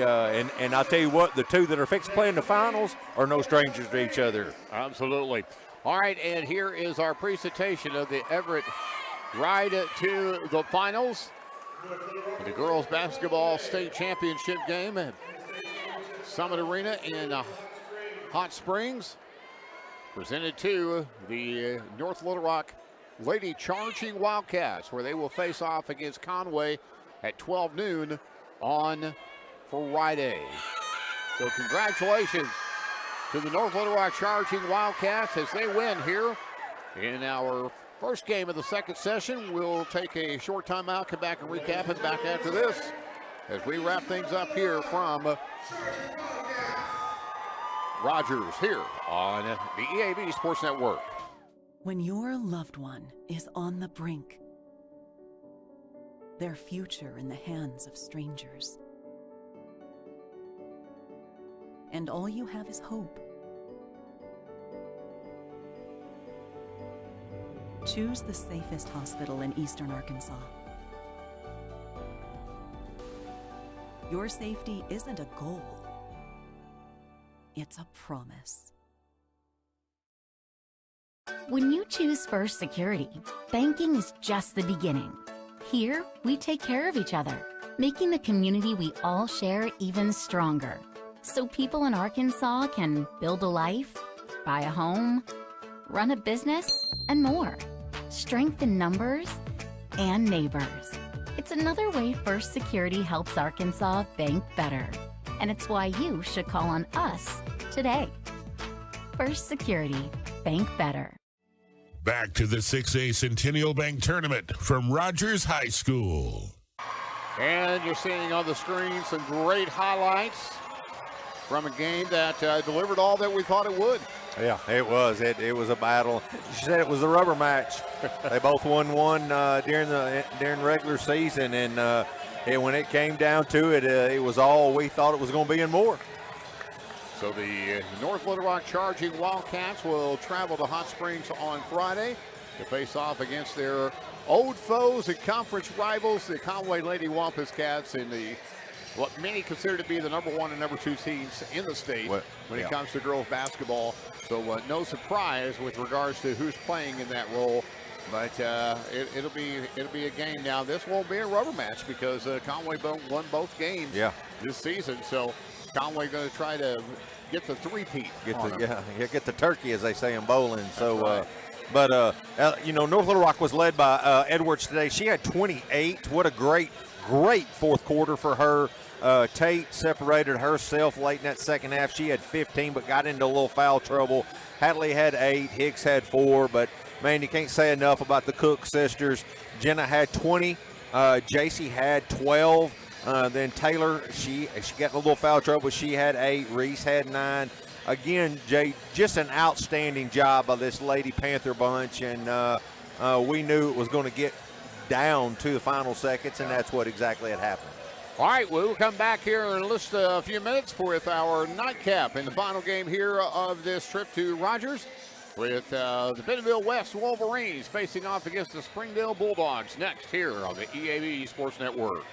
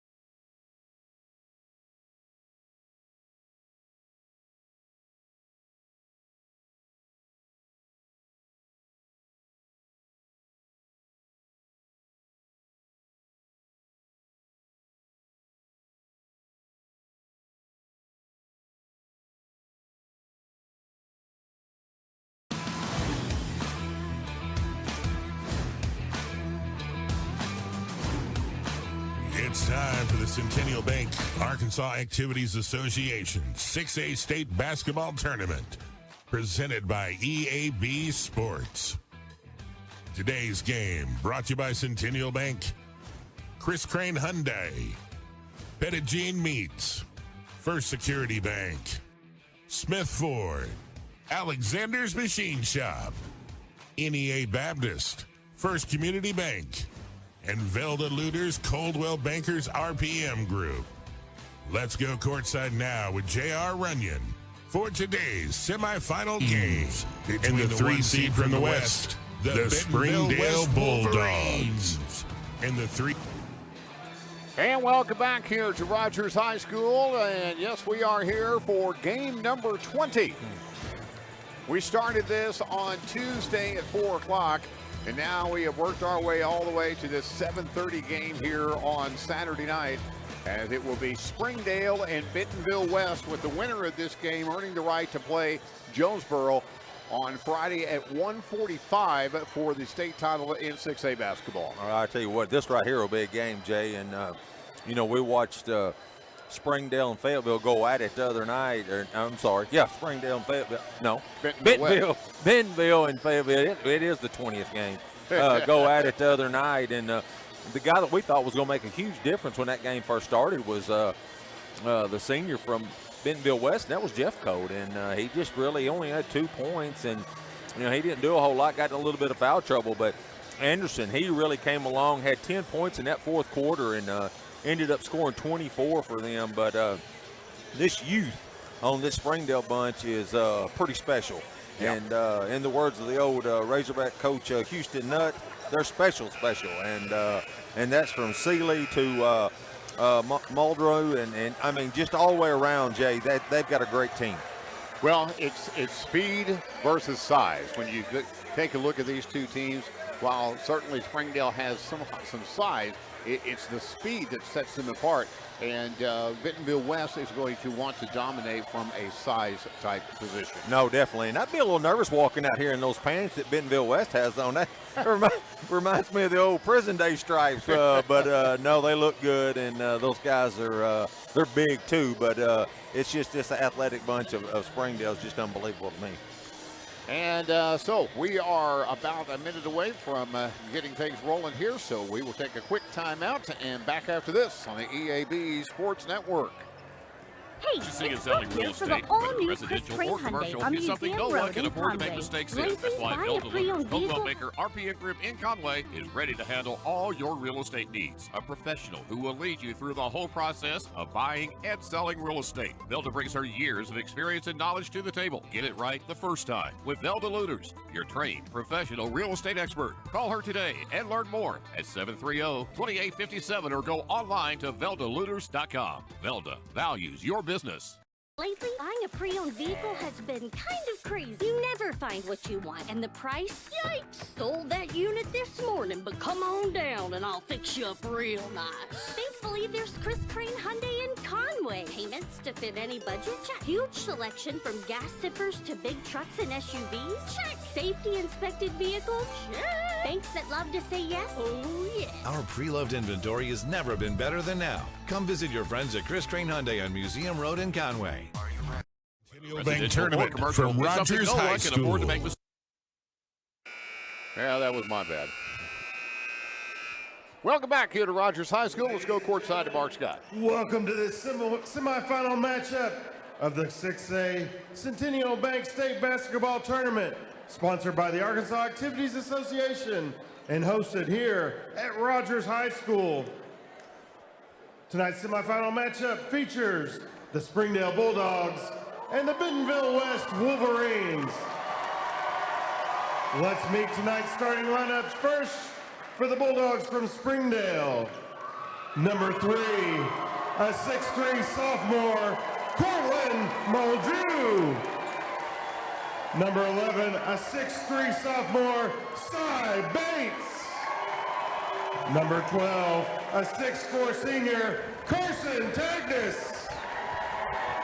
Number 30, a 6'6" sophomore, Isaiah Seeley. And number 35, a 6'5" senior, Tevin Tate. Springdale's coached by Jeremy Price.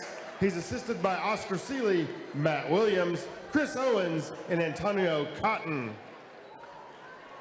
Now let's meet the starting lineup for the Wolverines from Bentonville West. Number 00, a 6'10" junior, Lane Jeffcoat. Number 2, a 5'10" senior, Tucker Bowman. Number 3, a 6'5" senior, Dawson Price. Number 33, a 6'9" senior, Tucker Anderson. And number 35, a 6'3" junior, Caleb Cruisenberry. Bentonville West is coached by Greg White. He's assisted by Thomas Powell, Kayla Short, and Kevin Snyder. Well, there you go. There you see these men that are playing this game that we're about ready to experience. Springdale and Bentonville West. And again, as you mentioned, it was Tucker Anderson who really was the difference in that ball game for Bentonville West against a very game Cabot team. Well, you got a senior heavy Bentonville West team, Jay, with some experience, but you've also got a sophomore, very athletic, heavy Springdale team who, as much basketball as these kids play, other than just on this stage right here, I really think you can take that senior and sophomore deal and just throw it away right now. Absolutely. And again, Bentonville West defeated Fayetteville.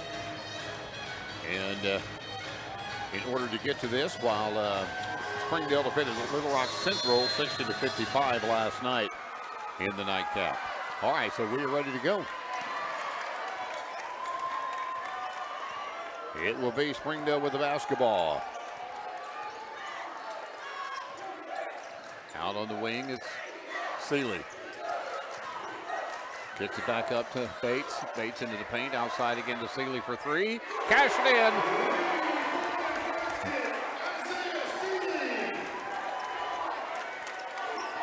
Seeley makes his presence felt so early on. That sophomore ain't scared of nothing. No. Anderson with the basketball. Gives it up here on the top to Price. Back over to Jeffcoat. Jeffcoat left side, now into the corner. With Quisenberry back over here to Bowman. Whip it back outside to Anderson. Around the horn, work it, and the three ball no good that time by Price, and the rebound comes away to Springdale.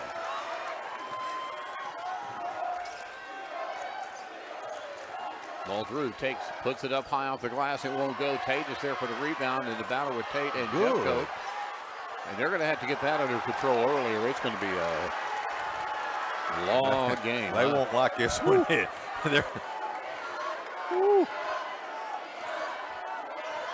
That sets the stage early right there, boys. Yeah. Springdale on top, 3-0. Seeley gets a finger on the ball, and it's out of bounds off of Jeffcoat. Jeffcoat's already talking to Fisher going, man, what do I got to do? Yeah, well, don't do what you did down here a while ago because you almost bear hugged Tate. All right, Tighness with the basketball. Left side he goes to Tate. Tate and Muldrew. Muldrew back over in the corner to Seeley for another three. Cash that one in too. Seeley with two big threes, accounting for all the scoring so far. It's 6-0 Springdale. Jeffcoat tries to drop it off. It does. Up off of the glass to Dawson Price. Price with the basket. 6-2 Springdale. Seeley. Muldrew here out on the wing. He'll pull it back. Muldrew with Bowman on him. Turns, shoots. Shot won't go. Again, the battle inside. Muldrew ends up with the loose basketball. Fresh shot clock. They'll reset it. Seeley out top. Seeley takes it and puts a little bunny up. It won't go, and the rebound down inside. by Bowman. And Bowman gets it up the floor to Price. Out here on the wing to Anderson for three. No good. Rebound, Muldrew. Back up the floor come the Bulldogs. Up by a 6-2 count. 5 minutes left to go here in the first. Seeley looks to the bench. Gets coaching instructions. And gets it to Tate at the top of the key. Tate right side to Tangness. Seeley for three from way out. Oh my goodness. He is on fire with 9. Those students said you better leave him alone. He'll have 100. 9-2 Springdale, or 9-2 Seeley. And there's going to be a knockaway and a steal. Tangness ends up with it for the Bulldogs. Seeley. Even though he's feeling it, he doesn't rush anything. There's Muldrew for three. 12-2, 4 threes, a timeout, Bentonville West. My goodness, what a start to this ball game. All right, we'll take the timeout as well. Back after this on the EAB Sports Network. Bank is proud to call Arkansas home. Committed to you. Since our founding in 1999, we've become one of the nation's most trusted banks by remembering that you come first, by empowering our communities to reach their highest potential through our dedication to local charities, education, and exceptional service, because we are proud to call Arkansas home. Banking with you in mind. Centennial Bank, member FDIC. School. And it's raining threes here in Rogers for Springdale. Well, it's hit nothing but cotton, too, is what it's doing, because these guys, and they're not, there's no doubt what they are. I mean, it's not like a foot's on the line or anything. I mean, these guys are 5 and 6 foot off the three-point mark, and it's nothing but net. 4 threes for Springdale to open the game. They lead 12-2. Halfway through this first quarter, ball is loose. Coming up with it, Muldrew gets it to Tangness. Tangness decides to slow it back down. Out to Muldrew. Now Seeley out on the wing. The three. How about that? Cy Bates says I can do that too. 5 threes to start the game. I don't know that I've ever seen that. Wow. And there's going to be a steal. Another opportunity for that stepped inside the line. He was too close. Too close. Muldrew not able to convert after the steal, but only because he was too close. Pressure in the backcourt, but Jeffcoat gets it across now for Bentonville West. 3:15 to go first quarter. 15-2 our score, Springdale on top. Anderson takes it, kicks it back outside. That three ball was slightly touched, and that was enough to alter it. And now Bruce gets it up off of the glass for 2. Jackson Bruce makes it 15-4. He's the littlest guy on the floor by 5 inches, and he went over the top of the big boys. Tangness with the rock. To Tate, and now Bates. Seeley back up top to Tangness. And Tangness loses the handle on it, trying to pass it up top to Seeley, back the other way. And that'll be Dawson Price with the flush. And Springdale calls a quick timeout. We'll keep it right here. 15-6 our score, and Bentonville West not going away, and you don't expect them to, but they find themselves down by 9. Yeah, they are down by 9, but man, we have seen some guys that can jump out of the gym, and Senior Price, he just left the floor, Jay, and man, what a job he just did. So you see it back here on the replay. Just skies up there and flushes that one in for the 2. Dawson Price, the senior for Bentonville West. Rogers High School is where we are at, and again, thanks to Lucas Wigington and the entire Rogers High School crew for doing a fantastic job of keeping us up and rolling here all week long. Game number 20. And again, a big thanks to Lisa Williams and Keith Kilgore, and to Ronnie for all the hard work they've done in making this tournament successful. They've done a great job. And it has been very successful. All right, Seeley will bring the ball across now for Springdale. Seeley. Muldrew. Muldrew wants to work it left side, get out there to Tangness. Oh, and the threes keep raining. 6 straight to start the game for Springdale. I've never seen this. I mean, I don't have a 2 or a free throw in the book. They're all 3s. And they've got 18 points. 18-6. Over Bentonville West. Anderson takes it strong to the hole. And Price gets the roll. 18-8. Muldrew pulls it back out. And at one point, if you're Bentonville West, you really start defending the three because, I mean, they've just, I mean, in your mind, you're saying, okay, they can't keep that pace up. But on the floor, you've got to consider that's going to be a foul on. That's going to be on Jackson Brust. First foul in the ball game. I was getting ready to say, and that is the first foul of the ball game. Springdale leads 18-8 with 1:19 left to go. Tangness? No. That one off the mark. Coach wasn't happy with that one. He's like, listen, give it a rest. Zaire James on the floor now for Bentonville West, as is Thompson. James on the dribble. Gives it up to Price. Price has it shut off around Tate. Tries to take it up. No good. Tate gives the rebound. Kevin Tate gets it to Seeley. Isaiah Seeley. Seeley, the sophomore. Takes it into the paint. Kicks it outside. The good thing is he was kind of losing control. Cy Bates for 2. Yes. The first non-3 scored in the ball game by Springdale makes it 28. 22-8. They can shoot inside the arc. And there's a nice move along the baseline by Jackson Brust. Makes it 20-10 now, Springdale. Shot clock is off here in a very fast first quarter.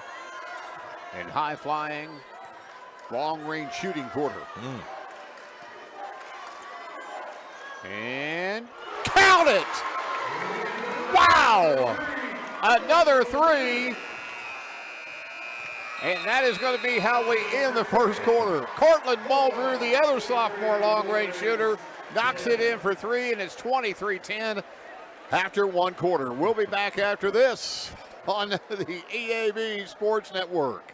Ace is the place with the helpful hardware, folks. Haynes Ace Hardware. Lately, buying a pre-owned vehicle has been kind of crazy. You never find what you want, and the price? Yikes! Sold that unit this morning, but come on down and I'll fix you up real nice. Thankfully, there's Chris Crane Hyundai in Conway. Payments to fit any budget? Check. Huge selection from gas zippers to big trucks and SUVs? Check. Safety inspected vehicles? Check. Banks that love to say yes? Oh, yeah. Our pre-loved inventory has never been better than now. Come visit your friends at Chris Crane Hyundai on Museum Road in Conway.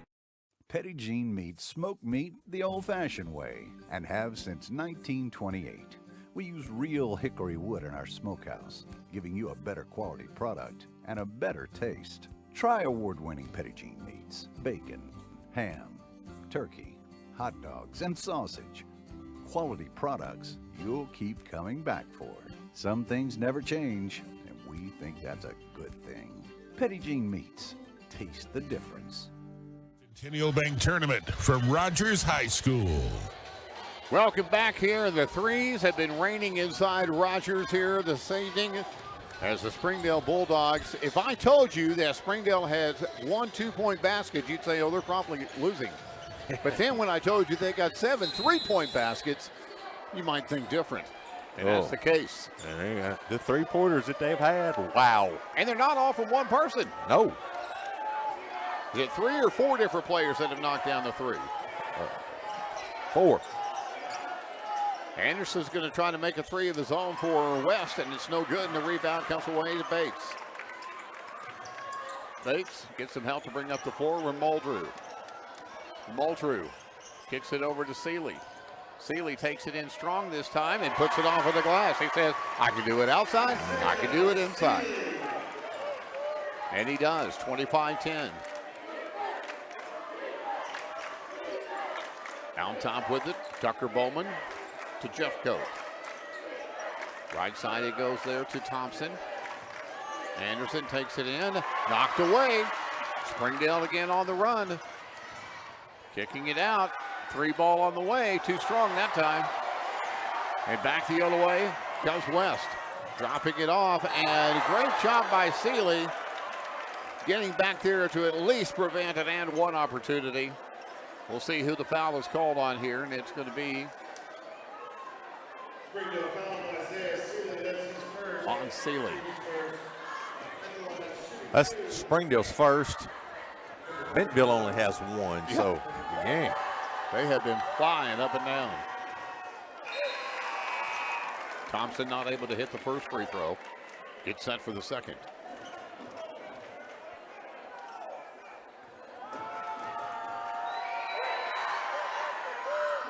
Second free throw, no good. 25-10. Springdale on top by 15. All thanks to three-pointers. They've got 7 in the ball game. Tate, ball up high. Now down to Muldrew. Muldrew takes in the paint, puts it up, draws the foul, goes to the line.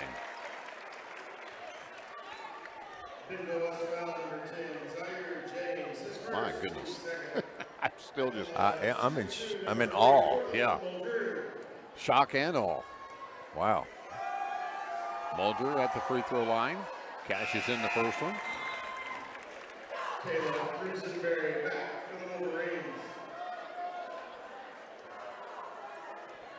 Caleb Creasenberry back into the ball game for Bentonville West.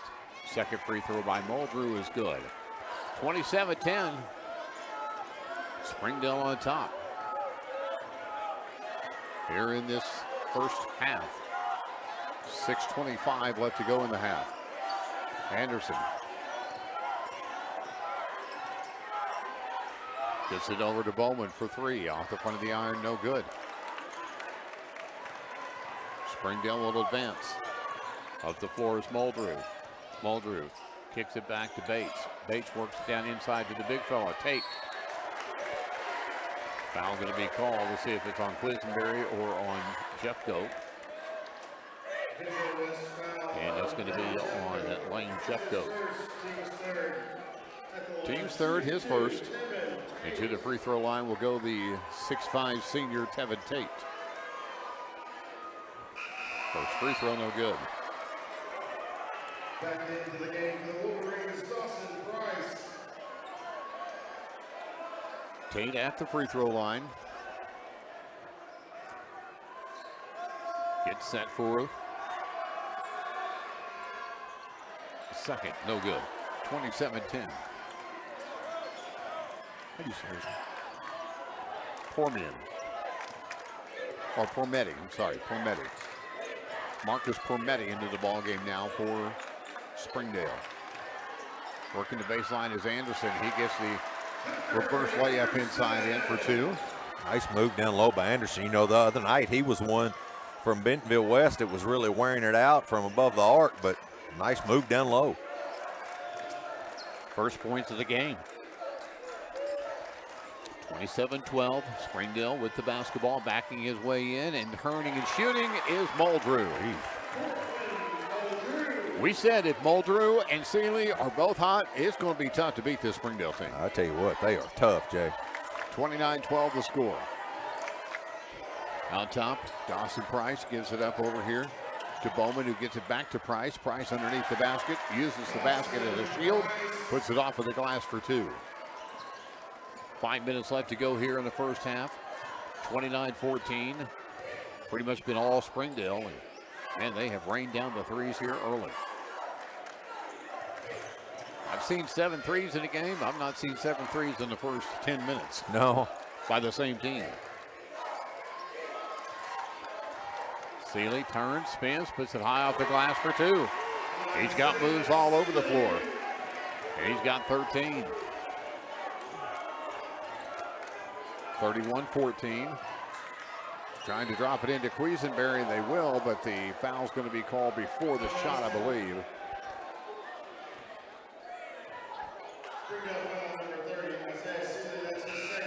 And foul's going to be on Seeley, his second. I'm surprised they're at the line. I thought that was on the floor before the shot was put up. But Dawson Price will go to the line to shoot two. And the ball never lies, J.R. And the ball doesn't always go in, whichever. I like the ball never lies. I do too. Especially with that accent. 1 of 2 from the line is Dawson Price. 31-15 to score, 4:25 left to go here in this first half. Half dominated by the threes of Springdale. Bulger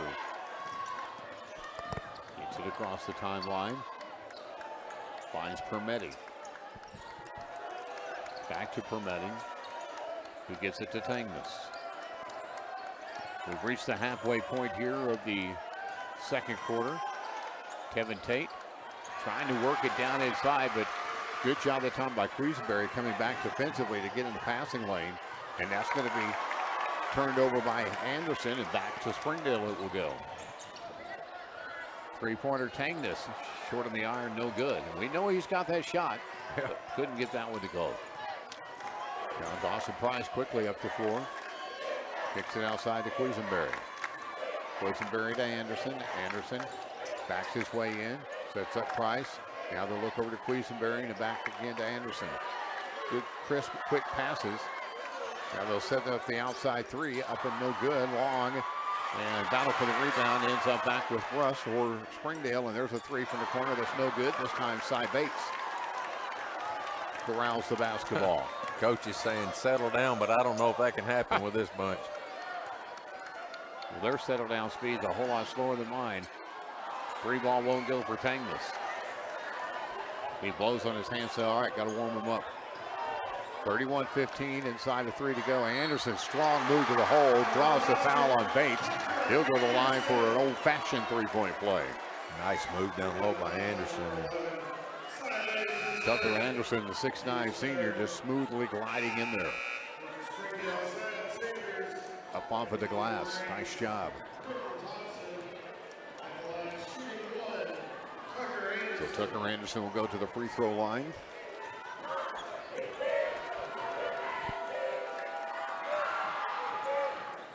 Cash in the and one. It's 31-18, 2:52 left to go here in this first half.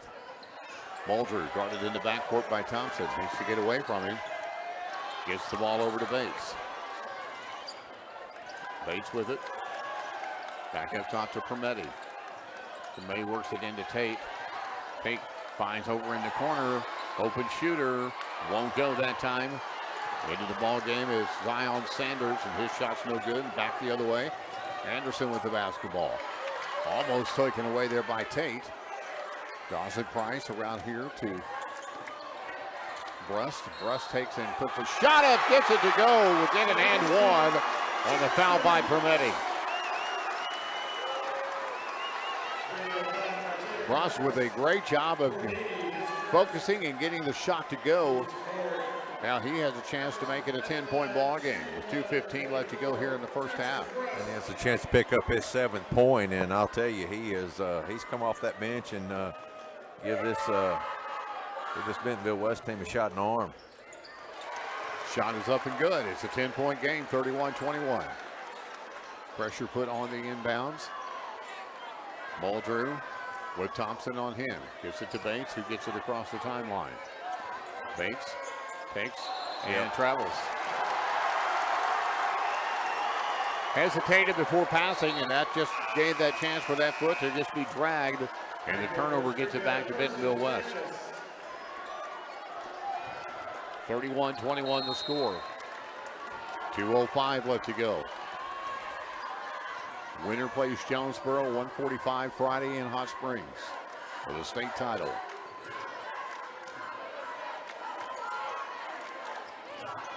Price around here to Thompson. Now working the baseline is Quisenberry. Great body control to put that up off of the glass, and it's an 8-point game, 31-23. Junior, I tell you what, he took that right to the hole. Almost losing the handle. Mulder gets it across the timeline in time, takes it to the elbow, puts a floater up, no good. Battle for the rebound. Mulder actually ends back up with it, but it's stripped away from him. That time by Brust, who wants to move it quickly up the floor. Lost the handle for a second. Now Anderson working baseline, kicks it back out. Brust for three. In and out, no good. Rebound is going to be off of, no, they'll say that it's off of Dawson Price, and he doesn't believe it. He doesn't like the call, but that's the official call. It'll come back to Springdale.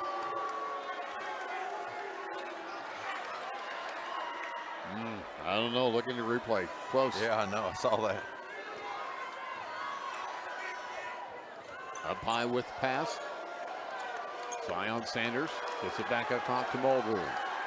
Inside of a minute to go in the first half. 8-point lead for Springdale. They've gone quiet from the threes here in the quarter. They haven't really tried to put any up either. There's one. It's no good. Rebound Anderson. Anderson back up the floor, and the foul going to be called on Cybates. Just the 15th foul on Springdale, so no shooting foul. 35-second clock reset. 40 on the game clock.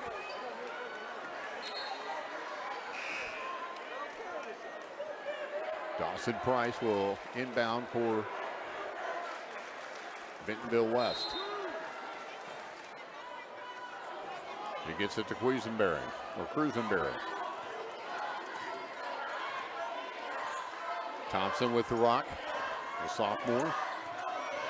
And there's a steal by Bates. Cy Bates with the steal. Cy Bates down. His shot's blocked. Battle for the rebound, still on the floor. West will pick it up. Great job getting back defensively. Thompson outside Anderson, three off of the mark. In the corner, Bates has to get out of there and does. 5 on the clock. Muldrew calmly steps up, puts a three off the front of the iron. It won't go, but at the end of one, it's 31-23. Springdale leads here at halftime, and we'll take this halftime break and come back. Our score, 31-23. Springdale leads over Bentonville West. Back after this on the EAB Sports Network. When your loved one is on the brink, their future in the hands of strangers, and all you have is hope, choose the safest hospital in Eastern Arkansas. Your safety isn't a goal, it's a promise. When you choose First Security, banking is just the beginning. Here, we take care of each other, making the community we all share even stronger. So people in Arkansas can build a life, buy a home, run a business, and more. Strength in numbers and neighbors. It's another way First Security helps Arkansas bank better. And it's why you should call on us today. First Security, bank better. On Morningside Drive in Conway. Back to the 6A Centennial Bank Tournament from Rogers High School. Seeing some great highlights there of the first half. Seeley with the ability to not only knock down the long ball, but also in close up the layup. And then coming off the bench, Jackson Brooks made a big move and was able to help keep this close here for Bentonville West. But I don't think I've ever seen an opening explosion of three-pointers like we saw with Springdale to open up the game. Before they made a bucket other than a three-pointer, they hit 7 in a row, Jay. I mean, they were on fire. But I tell you, it's Mildrew has 10. Seeley, who sat out a lot that second quarter, ends up, he has 13. Bates has 5, and Tinkus has 3. Flip it over here to the other end, and Price, who had a real big first quarter, he has 9. Anderson is starting to get hot. He didn't have any in that first quarter, but he had 5 in that one. And then Burst, who come off the bench, has got 7 for him in one big three-point play the old-fashioned way. And so what a great job by both teams right now. Great job by Bentonville West of battling back to keep themselves in the game, but I've never seen a game start out like this one today with those three-pointers. 31-23 our score. Back after this timeout here on the EAB Sports Network. Hi, I'm Kate McConnell, member of the Smith Ford family. Come to Smith Ford and get any Ford vehicle designed by you and built for you. Our experienced staff can help you custom order an F-150, Bronco Sport, or the all-new Ford Maverick. Smith Ford, providing affordable Fords for over 100 years.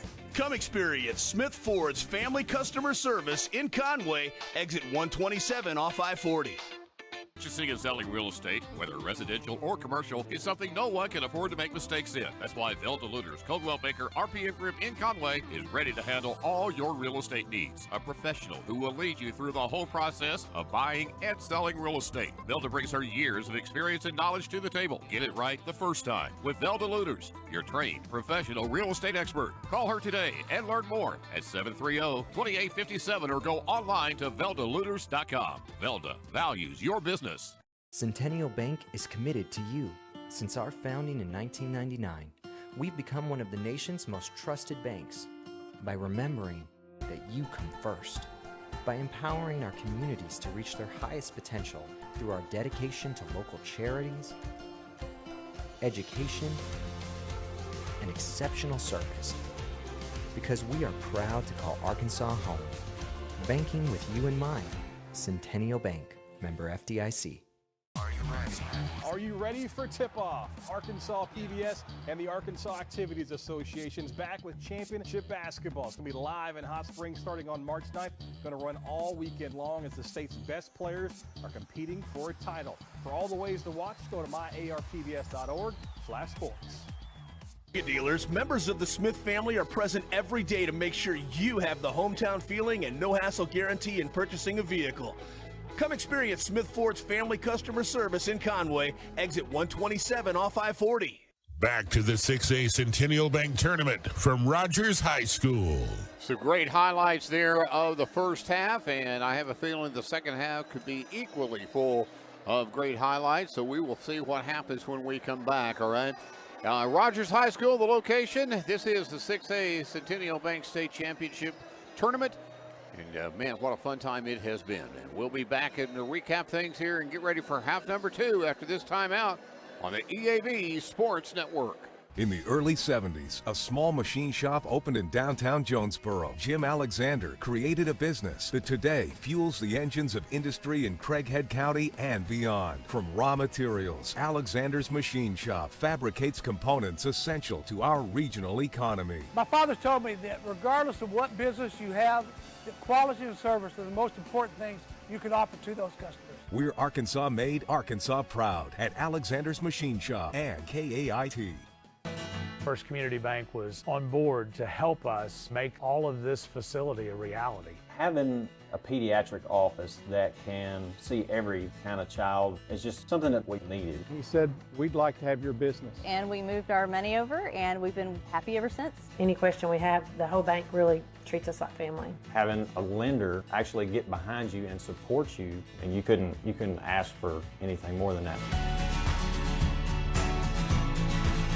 Lately, buying a pre-owned vehicle has been kind of crazy. You never find what you want, and the price? Yikes! Sold that unit this morning, but come on down and I'll fix you up real nice. Thankfully, there's Chris Crane Hyundai in Conway. Payments to fit any budget? Check. Huge selection from gas zippers to big trucks and SUVs? Check. Safety inspected vehicles? Check. Banks that love to say yes? Oh, yeah. Our pre-loved inventory has never been better than now. Come visit your friends at Chris Crane Hyundai on Museum Road in Conway. In life, things aren't scripted. If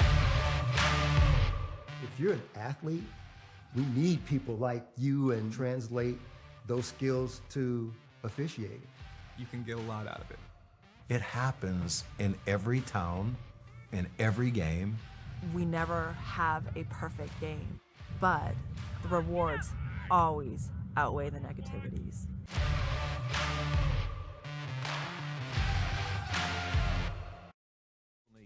From athletics to academics, we wish all the schools the best during the Centennial Bank State Tournament this week and look forward to seeing you in Hot Springs. Centennial Bank, member FDIC. Back to the 6A Centennial Bank Tournament from Rogers High School. Well, we know what the finals are going to look like on Friday on the girls' side. It'll be Conway and North Little Rock. What's it going to be on the boys' side? Well, we know it's going to be Jonesboro and the winner of this game right here, Bentonville West and Springdale. And at halftime, Springdale has the advantage 31-23. We'll come back with that second half and, well, send somebody to Hot Springs for Friday right here on the EAB Sports Network. Petit Jean Meats smoke meat the old-fashioned way and have since 1928. We use real hickory wood in our smokehouse, giving you a better quality product and a better taste. Try award-winning Petit Jean Meats, bacon, ham, turkey, hot dogs, and sausage. Quality products you'll keep coming back for. Some things never change, and we think that's a good thing. Petit Jean Meats. Taste the difference. Are you ready for tip-off? Arkansas PBS and the Arkansas Activities Association's back with championship basketball. It's going to be live in Hot Springs starting on March 9th. Going to run all weekend long as the state's best players are competing for a title. For all the ways to watch, go to myarpbs.org/sports.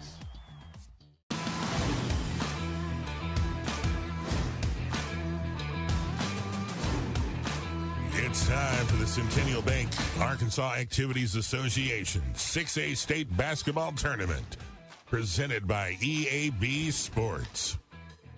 Today's game brought to you by Centennial Bank, Chris Crane Hyundai, Petit Jean Meats, First Security Bank, Smith Ford, Alexander's Machine Shop, NEA Baptist, First Community Bank, and Velda Looters Coldwell Bankers RPM Group. Let's go courtside now with J.R. Runyon for today's semifinal game between the 1 seed from the West, the Bentonville West Wolverines, and the 3 seed from the West, the Springdale Bulldogs.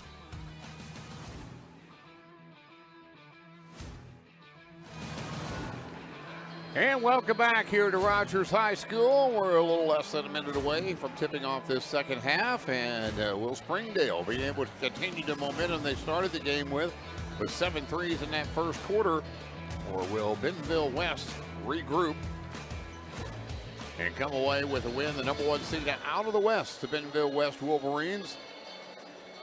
And they have got a challenge here as they find themselves down by 8 to start the second half. And we are about ready to get this game underway. We are back for the second half, our final half of basketball action from the 6A tournament. What a fun week this has been, an exciting week, and a great opportunity to see some fantastic basketball. All right, so the buzzer sounded. We are about ready to get underway. 7 threes to start the ball game for Springdale Harbor, or Springdale. And since they hit those 7, they've not hit another 3. But Bentonville West has not had a 3 yet in the ball game. So, all right, it'll be Tangus to inbound the basketball to Seeley. And he'll give it back to Tangus, and we'll set it up and roll from there. 8-point game, 31-23. Springdale on top end with the basketball. Seeley kicks it out top to Muldrew. Bates works it back inside to the big guy, Tate. Tate working on the big guy. Can't get the shot to go. Wrestles the ball away from him, but they're going to call a chump ball. That's 2 big boys. Capital B-I-G. Yes, yes. And I'm going to say, I was wondering if what I heard coming back in here was going to be the game plan for Springdale. And that's the way they started out. I heard one of the players go, we're going to work it down low. They were talking to each other, so looked like there was a plan there. So see what they do here. And West will turn the ball over as Anderson trying to get it down to the big fellow Jeff Goat. Throws it away. 2 games that I've watched Bentonville West, and I don't know if Jeff Coates had a bad couple games, but He's really not been a factor. Dawson Price trying to show some of his acting class skills there. Didn't get him anything. Tangness out between the circles. Gives it up now again to Seeley. Well, Price has got the ultimate mullet. Oh, yeah. I noticed that earlier. That's his classic there. Muldrew, shot clock inside of 10, turns, shoots. Can't get it to go. Tate, though, rebounds and keeps the possession alive for Springdale. Seeley with the rock. Seeley backing his way in, kicks it over to Bates. Thought about putting up a three. Interesting, Springdale's not looked at even putting up a three here in the second half. I'm telling you, they said, one of the players said, hey, we're going to get it down low. But both these coaches will work these officials in this second half. You think? Well, 31-23, almost knocked out of bounds off of Bentonville West. There's one that they won't work. My little buddy over there, he won't take too much, but he's good at explaining it. But if you don't like the way he explains it, then he's going to do it. Something's going to happen that you're not going to like. And you're not going to have a darn thing to say about it. Anderson with the basketball into the paint. Turns, spins, puts it high off the glass for two. Nice move by the big fella. 31-25, first points of the second half go to Springdale, or to Bentonville West. Tangness to Muldrew. Muldrew takes, floats up high, can't get the shot off of the glass. Don't look at the coach. He didn't have anything to do with that. No, Just didn't go. Jeff Coach. Tucker Bowman takes it to the elbow, into the paint, finds himself. He got a wide open look at the shot. He waited too long. He did. Muldrew with the rebound, brings it back up the floor. Yeah, that's on Price. Dawson Price going to get the whistle for the foul. People's going to think this is crazy, but there's only 4 team fouls on Bentonville, and there's only 5 team fouls. I mean, there was no fouls hardly at all called in that first half. It looks like both teams have said, hey, maybe we need to act a little more. Yeah, well, that was an acting job right there. That's twice in this half that Price is trying to win an Oscar right now, I guess. Cruisenberry comes out. Back into the ball game is Thompson for West.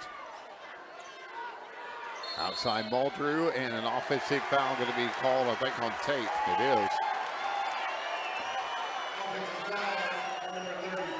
He's not going to get an explanation. No, he ain't going to listen to him. 31-25, 6-point game.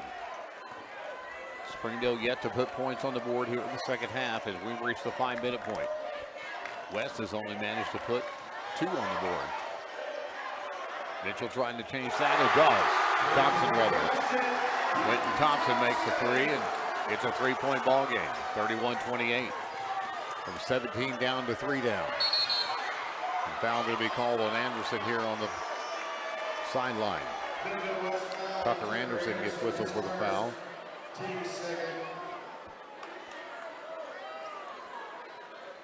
(31-28). 4:42 left to go, third quarter. Winner advances to the finals against Jonesboro. Again, we almost got our first ball of the weekend.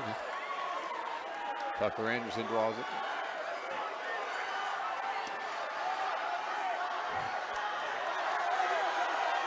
And we're getting some chopping going on right here in front of us. You watch this. I'll promise you.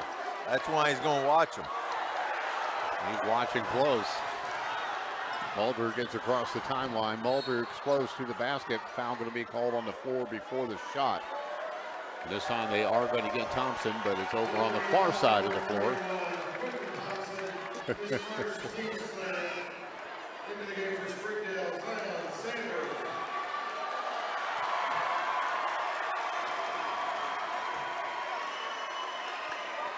Muldrew going to get a breather. Tangness on the floor, as well as Zion Sanders, Cy Bates, and Thompson will get a breather. The two jars are going to get a chance to relax a bit. Three-pointer by Tangness.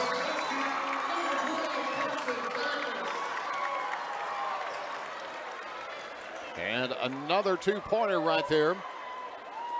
And we'll take the timeout. Or three-pointer, did I say? Yeah, three-pointer. I meant to. You know what I meant. I just didn't say it. Back after this on the EAB Sports Network. Centennial Bank is committed to you. Since our founding in 1999, we've become one of the nation's most trusted banks by remembering that you come first.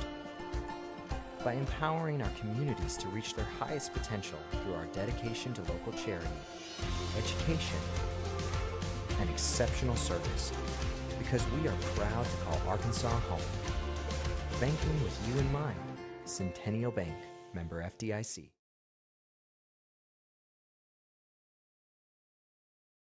Lately, buying a pre-owned vehicle has been kind of crazy. You never find what you want, and the price, yikes! Sold that unit this morning, but come on down and I'll fix you up real nice. Thankfully, there's Chris Crane Hyundai in Conway. Payments to fit any budget? Check. Huge selection from gas zippers to big trucks and SUVs? Check. Safety inspected vehicles? Check. Banks that love to say yes? Oh, yeah. Our pre-loved inventory has never been better than now. Come visit your friends at Chris Crane Hyundai on Museum Road in Conway. You stick to playing basketball, and Muldrew said, you call a foul. And that's not, you're not going to get many friends like that. Some highlights as we come back. Love them. And Tangness with the three right before the break. All right, 34-28. Wolverines with the basketball. Have yet to put a three-pointer in. And that'll be off the foot of Tate, or leg. The mullet man, Dawson Price. It is an impressive one. Yeah. On top with it, Desire James. James gives it up and loses it. Not as impressive as that dunk he had earlier. Yeah. 34-28. We've reached the halfway point here of the third quarter. Seeley with it. Some help from Tangness. Tangness gonna have to get it across the timeline. And he does it, and it results in a steal. Too strong on the basket, and let's see what the call is going to be underneath the basket. I think it'll be a foul on Tangness. No, it's going to be Springdale's ball. It'll be Springdale ball. All right. Thought they were going to get Tangness for coming on the back. Yeah.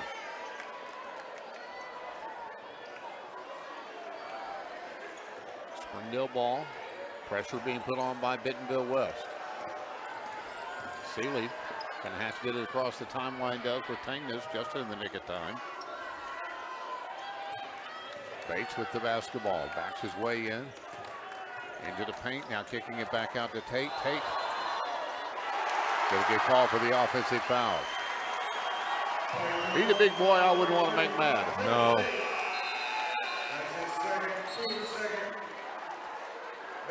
Tate picks up the foul.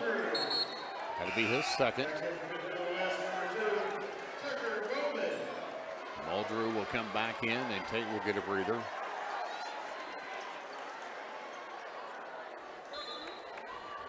(34-28), 6-point game, Springdale. 3:25 to go, third quarter. Across the timeline with it. Here's Bowman. Bowman of the headband. Now Dawson Price back out to Bowman. He's going to look at the three. It's no good. A rebound inside Seeley. Seeley wants to run. Gets it up the floor to Mulberry. He wants to run. And wow, what body control. Takes it and almost goes too far. Kicks it back to his backhand, and he takes it off of the glass with the right hand. And the turnover on Bowman in front of us here. We'll give it back to Springdale. 36-28 the score. Thompson will come out and Russ will come back in.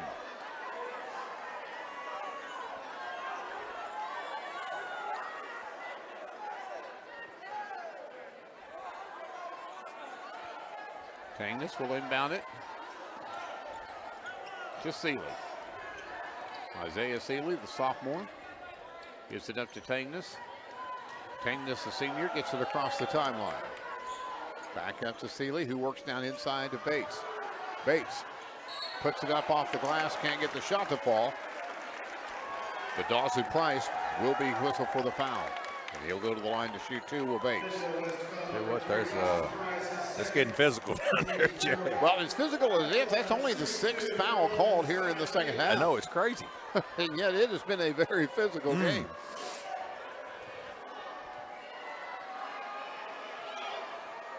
First free throw good for Bates.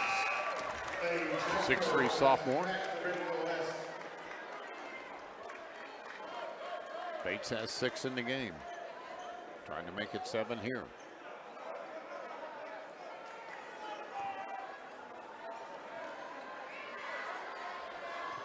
Gets sent for the free throw.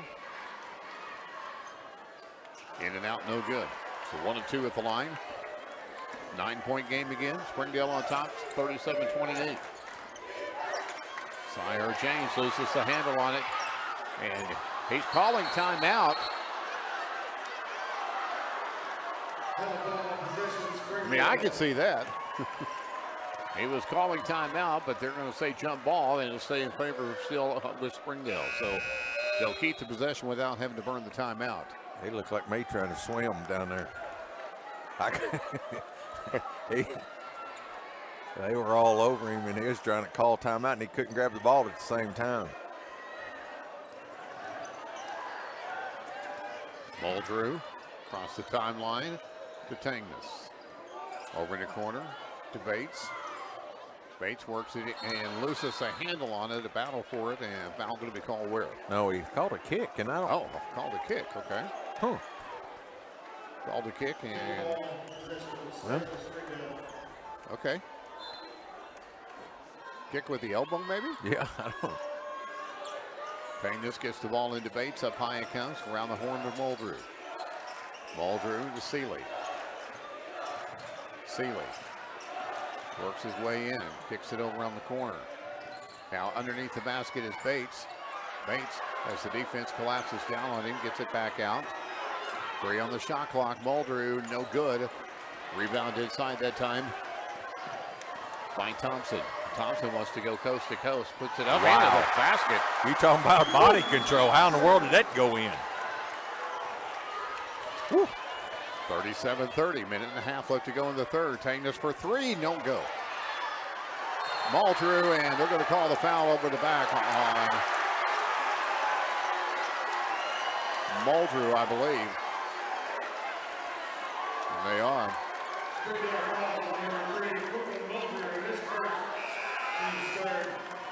On Muldrew, just his first, and just the third on Springdale.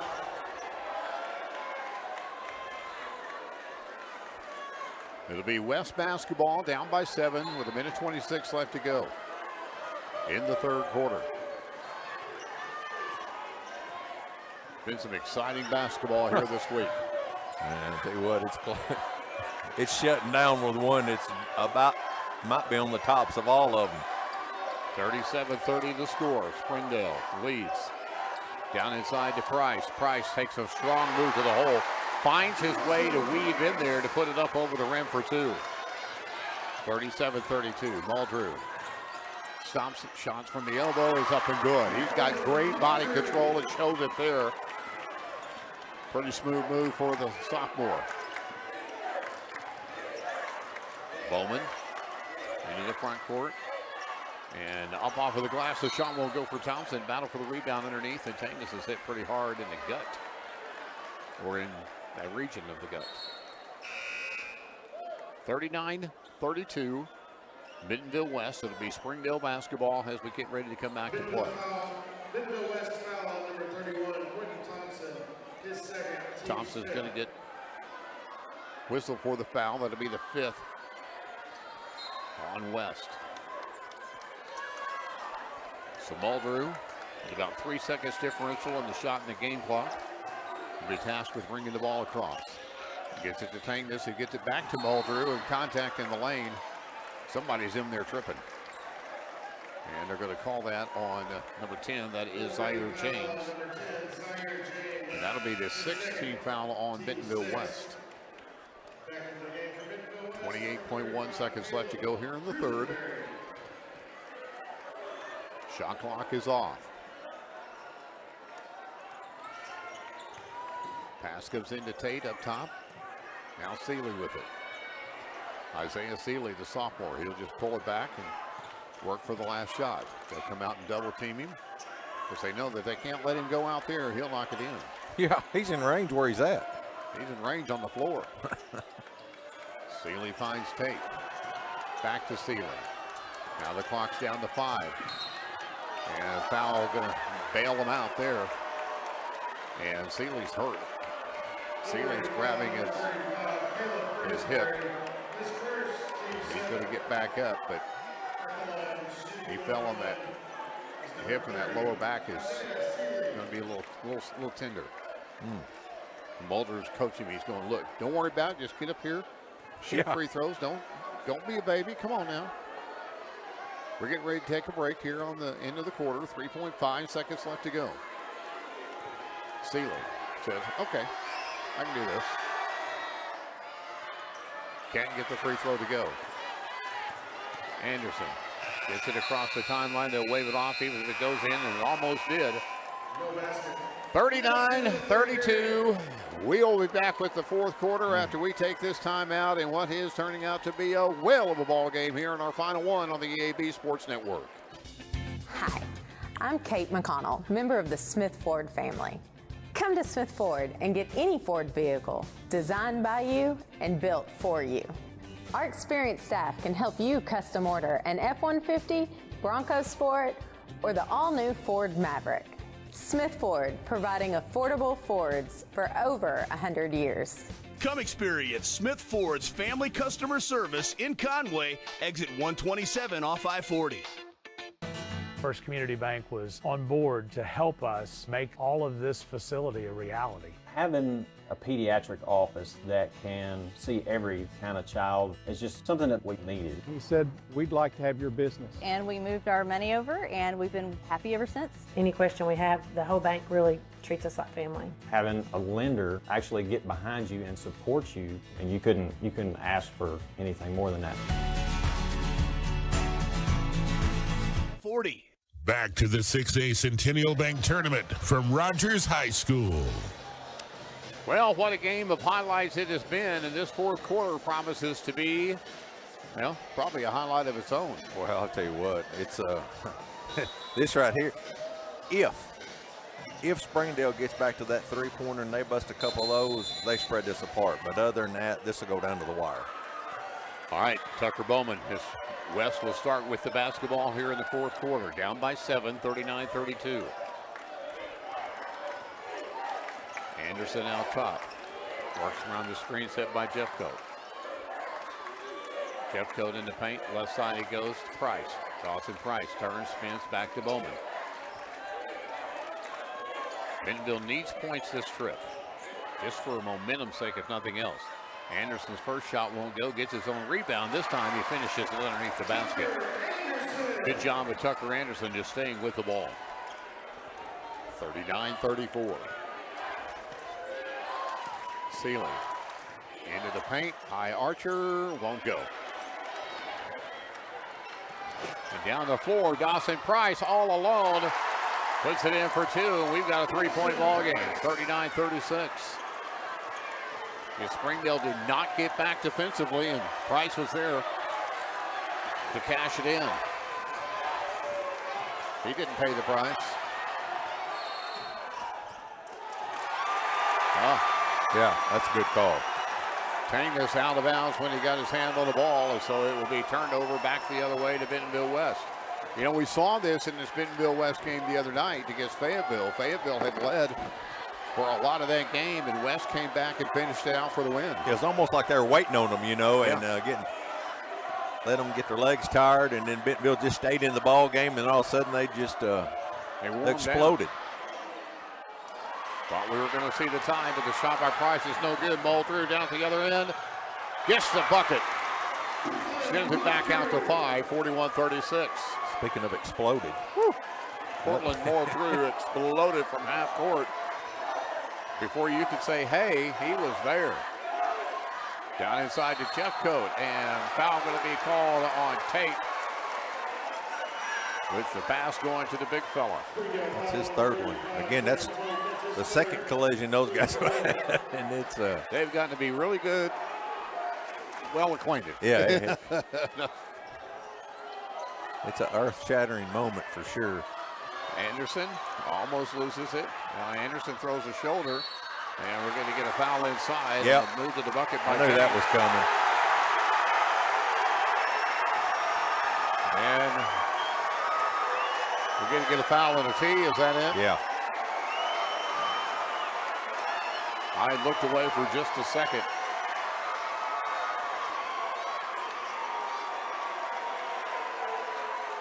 Foul on 3.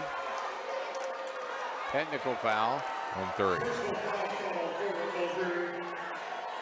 a technical foul has been assessed to Portland Muldrew. That's his second and third.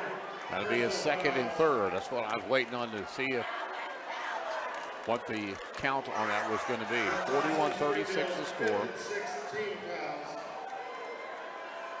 Springdale fans being encouraged by Muldrew to make some noise. Come on. Fire James.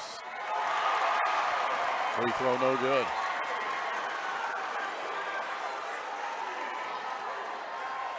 And these are the two for the shot. And he fails to convert on either free throw. Now Tucker Anderson will step up to take the technical free throws. So James not able to make the shots that were due after the technical or after the regular foul. Tucker Anderson knocks down the first of the technical free throws.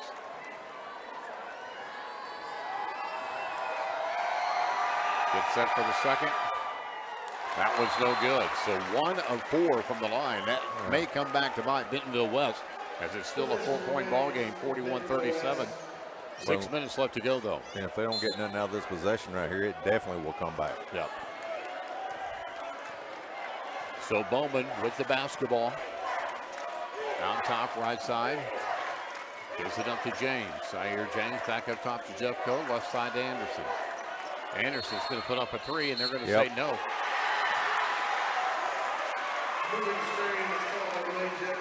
Foul's going to be called on Jeffcoat. It'll turn the ball back over to Springdale. So those free throws really hurt that time. Yeah, they did. Greg White is not happy over there on that Bentonville West bench right now.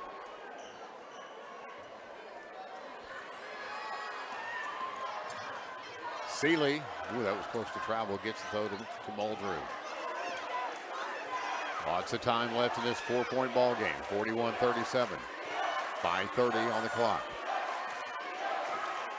Winner moves to Hot Springs against Jonesboro on Friday for the state title. Tate to Muldrew. Looks down inside again to Seeley. Price comes out to help defensively. Scrum for the basketball. And jump ball, and that's going to be in favor of Springdale.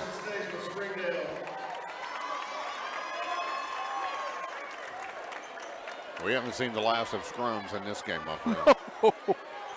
No, I promise you right now, Muldrew, he wants to get the ball in his hands because he wants to make a statement after that technical. And he's going to put a 3 up and get it. It'll count at the end of the shot clock. That's his statement. You think I know what I'm talking about. 44-37, 5 minutes to go. First 3 since the first quarter for either team.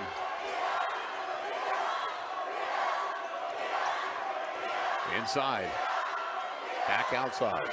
Bowman gives it to Price. Dawson Price working on Tate.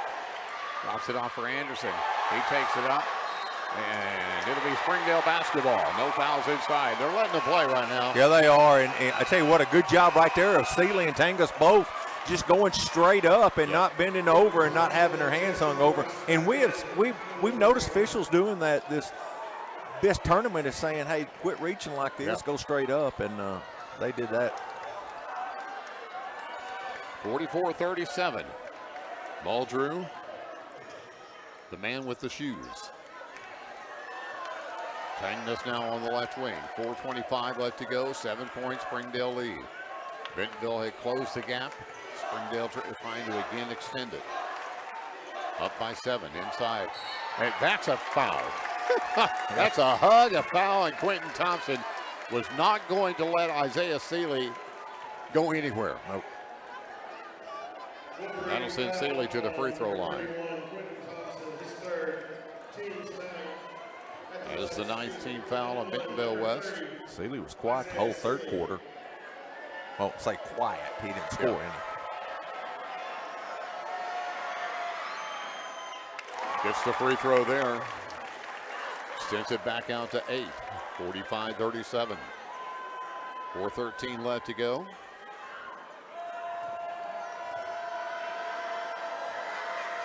Second free throw on the way is good as well. 9-point game, 46-37. 4:10 left to go. Nothing decided though. Anderson. The Price back up to Anderson. Anderson. And that's going to be a foul on Tate.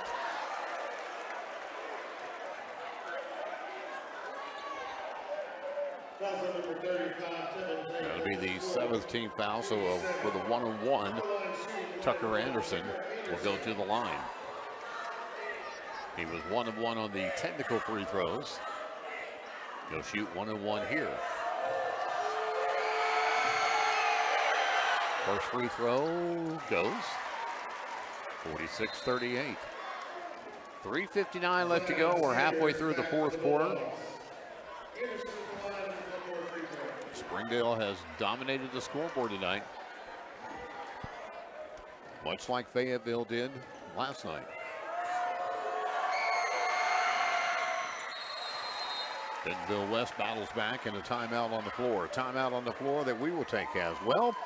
Timeout on the floor. Our score 46-39. Back after this on the EAB Sports Network. Centennial Bank is committed to you. Since our founding in 1999, we've become one of the nation's most trusted banks. By remembering that you come first.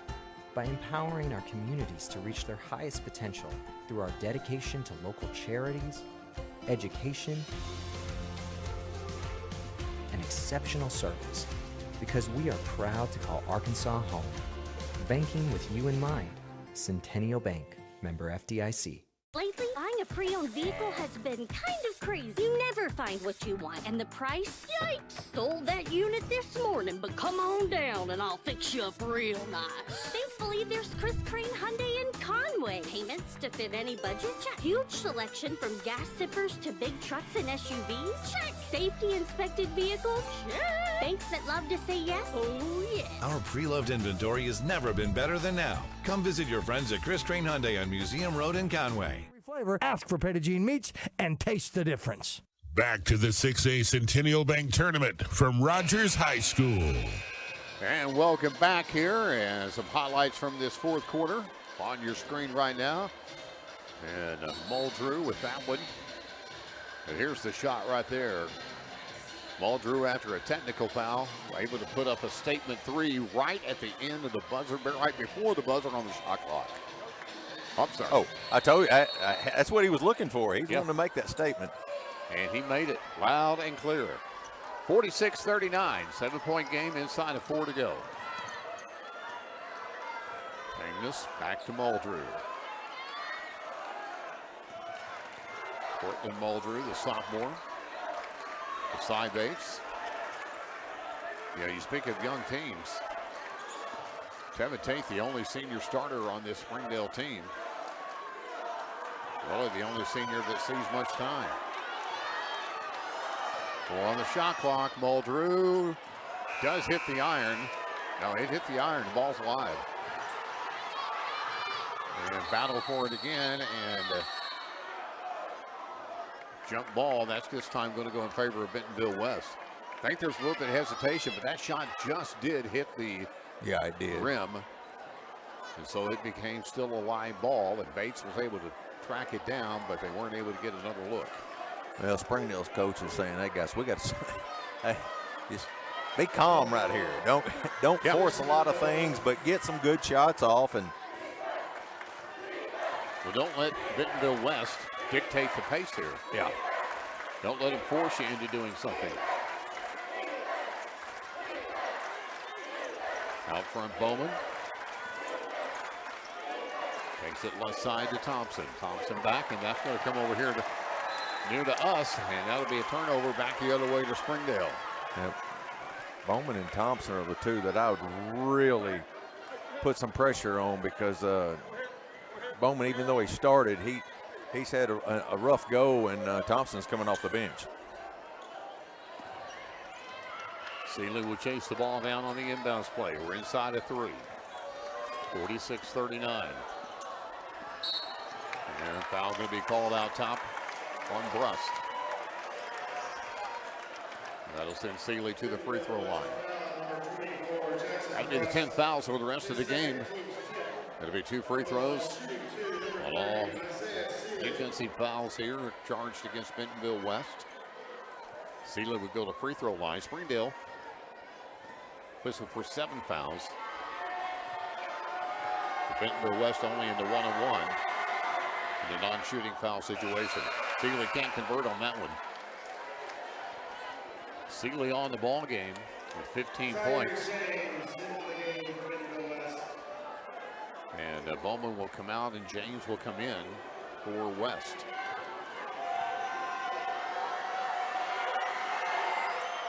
Seeley gets the second one. It's an 8-point game, 47-39, 2:45 left to go. Zaire James to Dawson Price.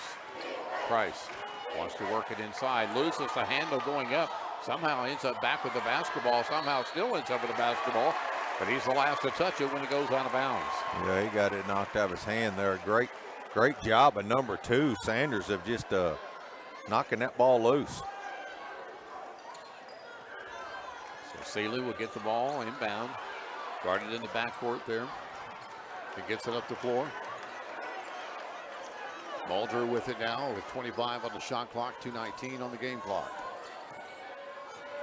Muldrew pulls it back up top, takes it right side. Gives it up to Tangness. Back around it comes to Zion Sanders, and he gets it to Seeley. And he steps across the line. Yep. Just good pressure that time by Bentonville West. And really Springdale not trying to do anything with it down, not trying to work the ball down towards the basket. No, and Bentonville's coach is hollering foul. Maybe Bentonville West coach is hollering foul, foul, and they just couldn't. 2:02 left to go.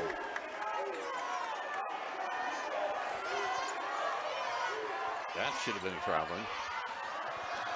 And it's going to be out of bounds off of Jackson Brust. When you go up in the air and you land, and you go back up in the air and land, that's a traveling call, right? That's traveling, exactly. Okay, I just wanted to be sure I understood the game right.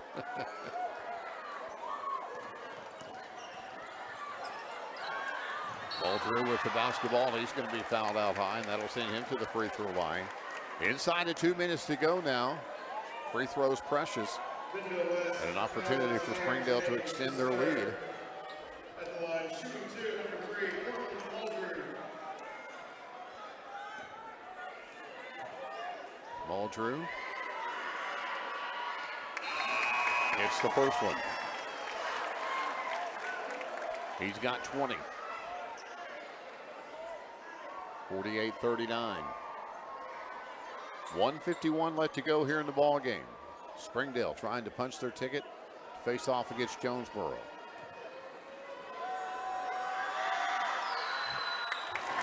Second one good. 10-point game, 49-39.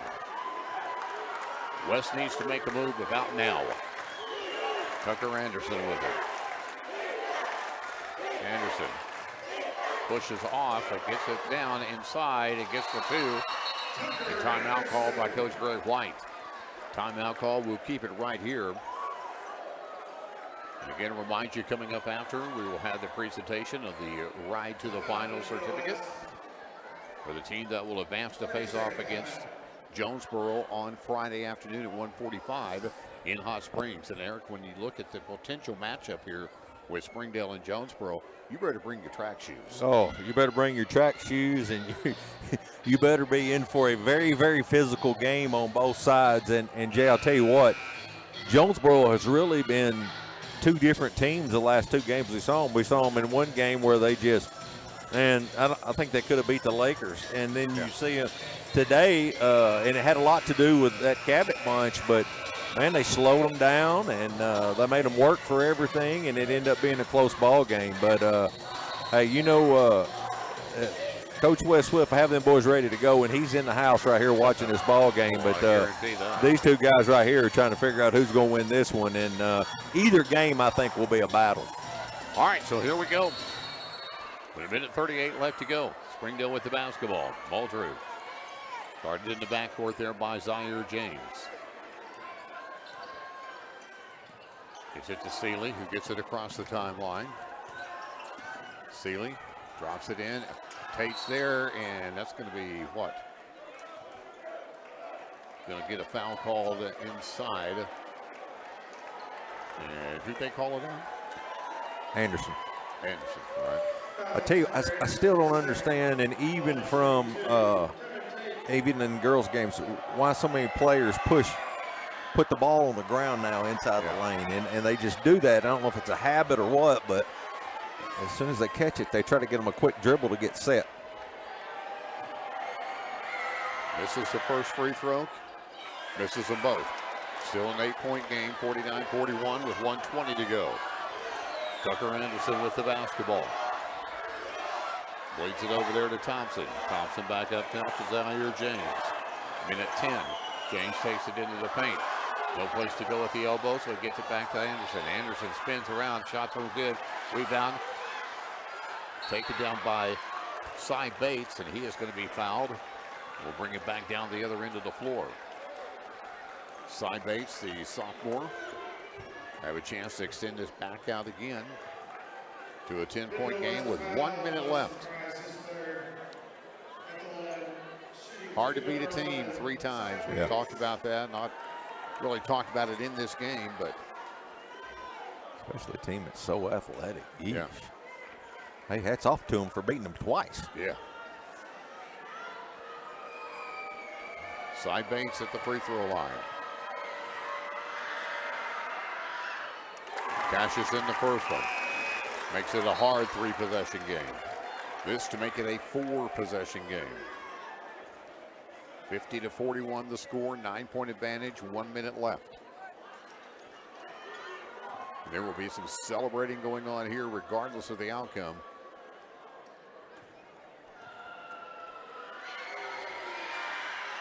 Second free throw good, 10-point lead, 1 minute to go. Tucker Anderson with it. Anderson, he'll put up a long 3 that's well short. Seeley comes down with the rebound. Defense comes up with a turnover.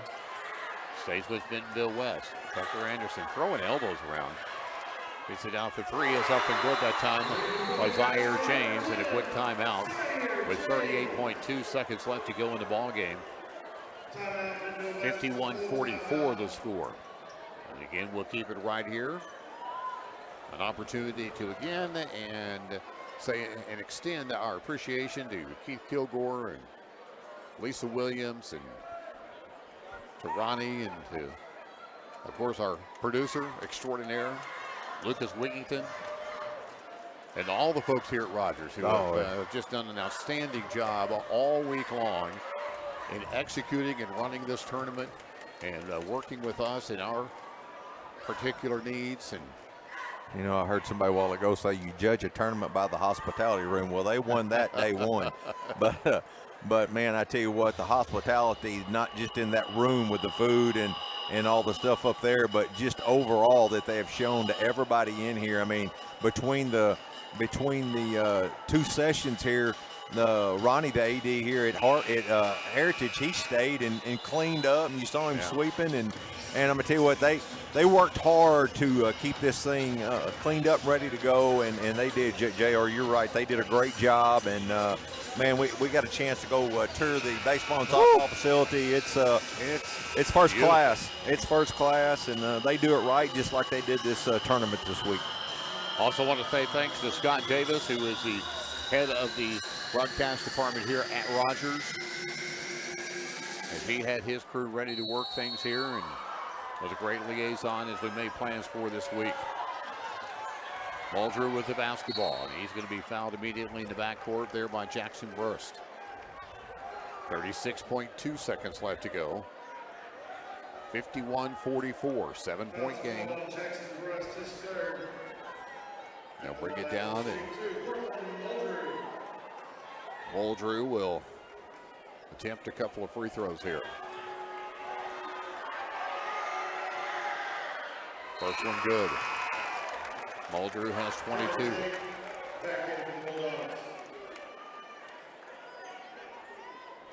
.2 seconds left. Muldrew makes it a 9-point game, 53-44. 36.2 to go. Tucker Anderson, you know he's going to be the target. Over in the corner, though, it goes. Zaire James shot won't go. And they'll call a goal. They'll count the bucket, 53-46. Now, I don't think it was going in, but it wasn't going in. Well, it definitely wasn't going in when he swatted in the third row off the rim. 27.8 seconds left to go, 53-46. And Muldrew is going to be fouled immediately by Quentin Thompson. Notice it's got a little quiet over here behind us to the right. Yeah. They've been a very supportive student section, no doubt about it, but they're starting to feel what they feel like may be the inevitable. Yeah. Muldrew packs on number 24. Great effort by Anderson and Dawson Price with double-digit points for Bentonville West, but those 7 threes early in the game set a standard. Tucker Anderson's three's no good. Battle for the rebound, and then immediately a foul by Dawson Price on Tangness. Tangness is taken to the floor, and he'll come down and will be given the opportunity to make free throws.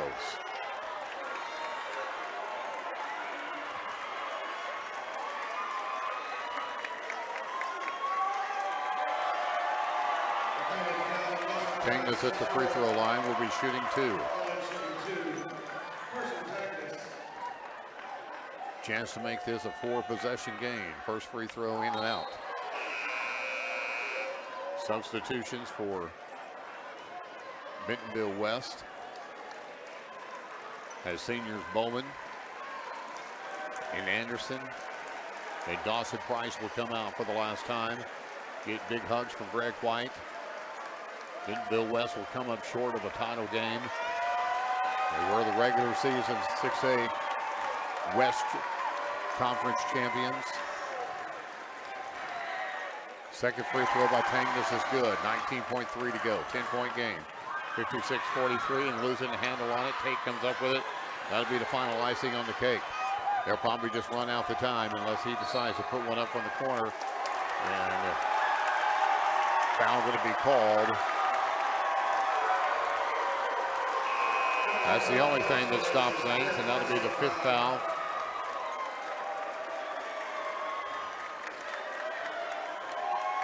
On number 31, Quentin Thompson, so he will come out. And Maurice Starks will come in for Bentonville West.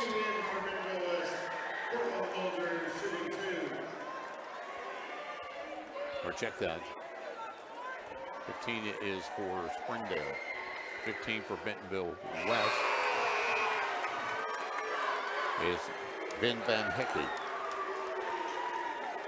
First free throw is good for Muldrew. He's got 26 now in the ball game. Extends the lead to 11.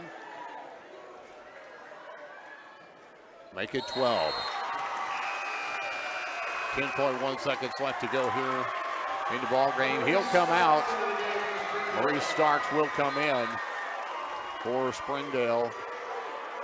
And the Bulldogs will have cashed their ticket and are headed to Hot Springs for a matchup against Jonesboro in what should be a high-flying state championship game on the Friday afternoon. The Springdale Bulldogs do it and defeat the Bentonville West Wolverines by a final score of 58-46. And a little extra explanation point after the end of the game for Muldrew, who had a fantastic game. And there you see it on your screen. The 6A Girls Championship will be Conway versus North Little Rock at 12 o'clock on Friday. The boys will be Jonesboro and Springdale at 1:45. We will be there for all of the action. We hope that you will be too. It should be two great basketball games on Friday. It's going to be a whole weekend of great basketball, but I tell you what, you better not miss this 6A stuff because it is going to be wild. All right, and again, we will take our final timeout and come back and wrap things up after this on the EAB Sports Network. Centennial Bank is proud to call Arkansas home. From the beginning, we have partnered with all Central Arkansas schools to support students, athletes, and families here in the place that we call home. When it comes to finances, Centennial Bank has the tools, expertise, and personal bankers to help you with your financial needs. From athletics to academics, we wish all the schools the best. Centennial Bank State Tournament this week and look forward to seeing you in Hot Springs.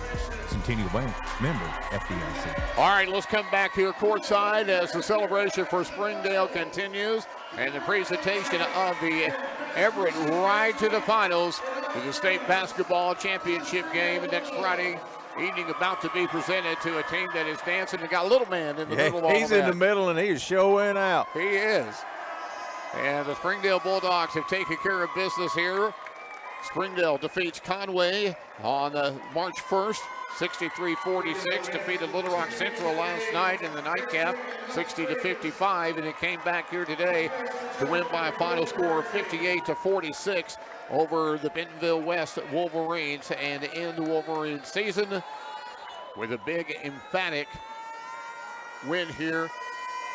You go back and it's those 7 3-pointers that set the tone from the beginning, and Bentonville West never recovered. I'd love to know what that record is on that deal because that's nuts. Yeah. That is nuts. And what's nuts is going the wrong direction towards the Bentonville West locker room. I don't like the looks of that. No. But a great game and a great tournament. And again, we want to remind you the girls will play for the 6A title. Conway versus North Little Rock at 12 noon on Friday. The boys will play at 1:45. And that will be again on Friday from the Summit Arena. And we hope that you will make plans to join us for that. It should be a fantastic weekend of high school basketball. Again, these start on Thursday, Friday, and Saturday. 4 games each day.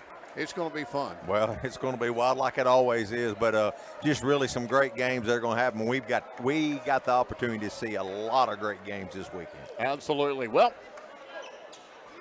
Eric, we started it at 4 o'clock on Tuesday. We've had our share of issues. Let's turn and face the camera and say to that man right there, Lucas Wingington, I want to say thank you to you, my friend, and thank you to your crew for doing a fantastic job. We've had a great time. Eric, it's always great working with you. Buddy. And we look forward, and again, thanks Centennial Bank for all the great work that they do here promoting high school sports across the state of Arkansas. And again, we don't know when it will be, but we will see you soon. One thing I know for sure, I'm going to work with that man again. Yeah. I'm hiring him. Thanks again to everybody. We will see you in Hot Springs on Friday with the EAB Sports Network.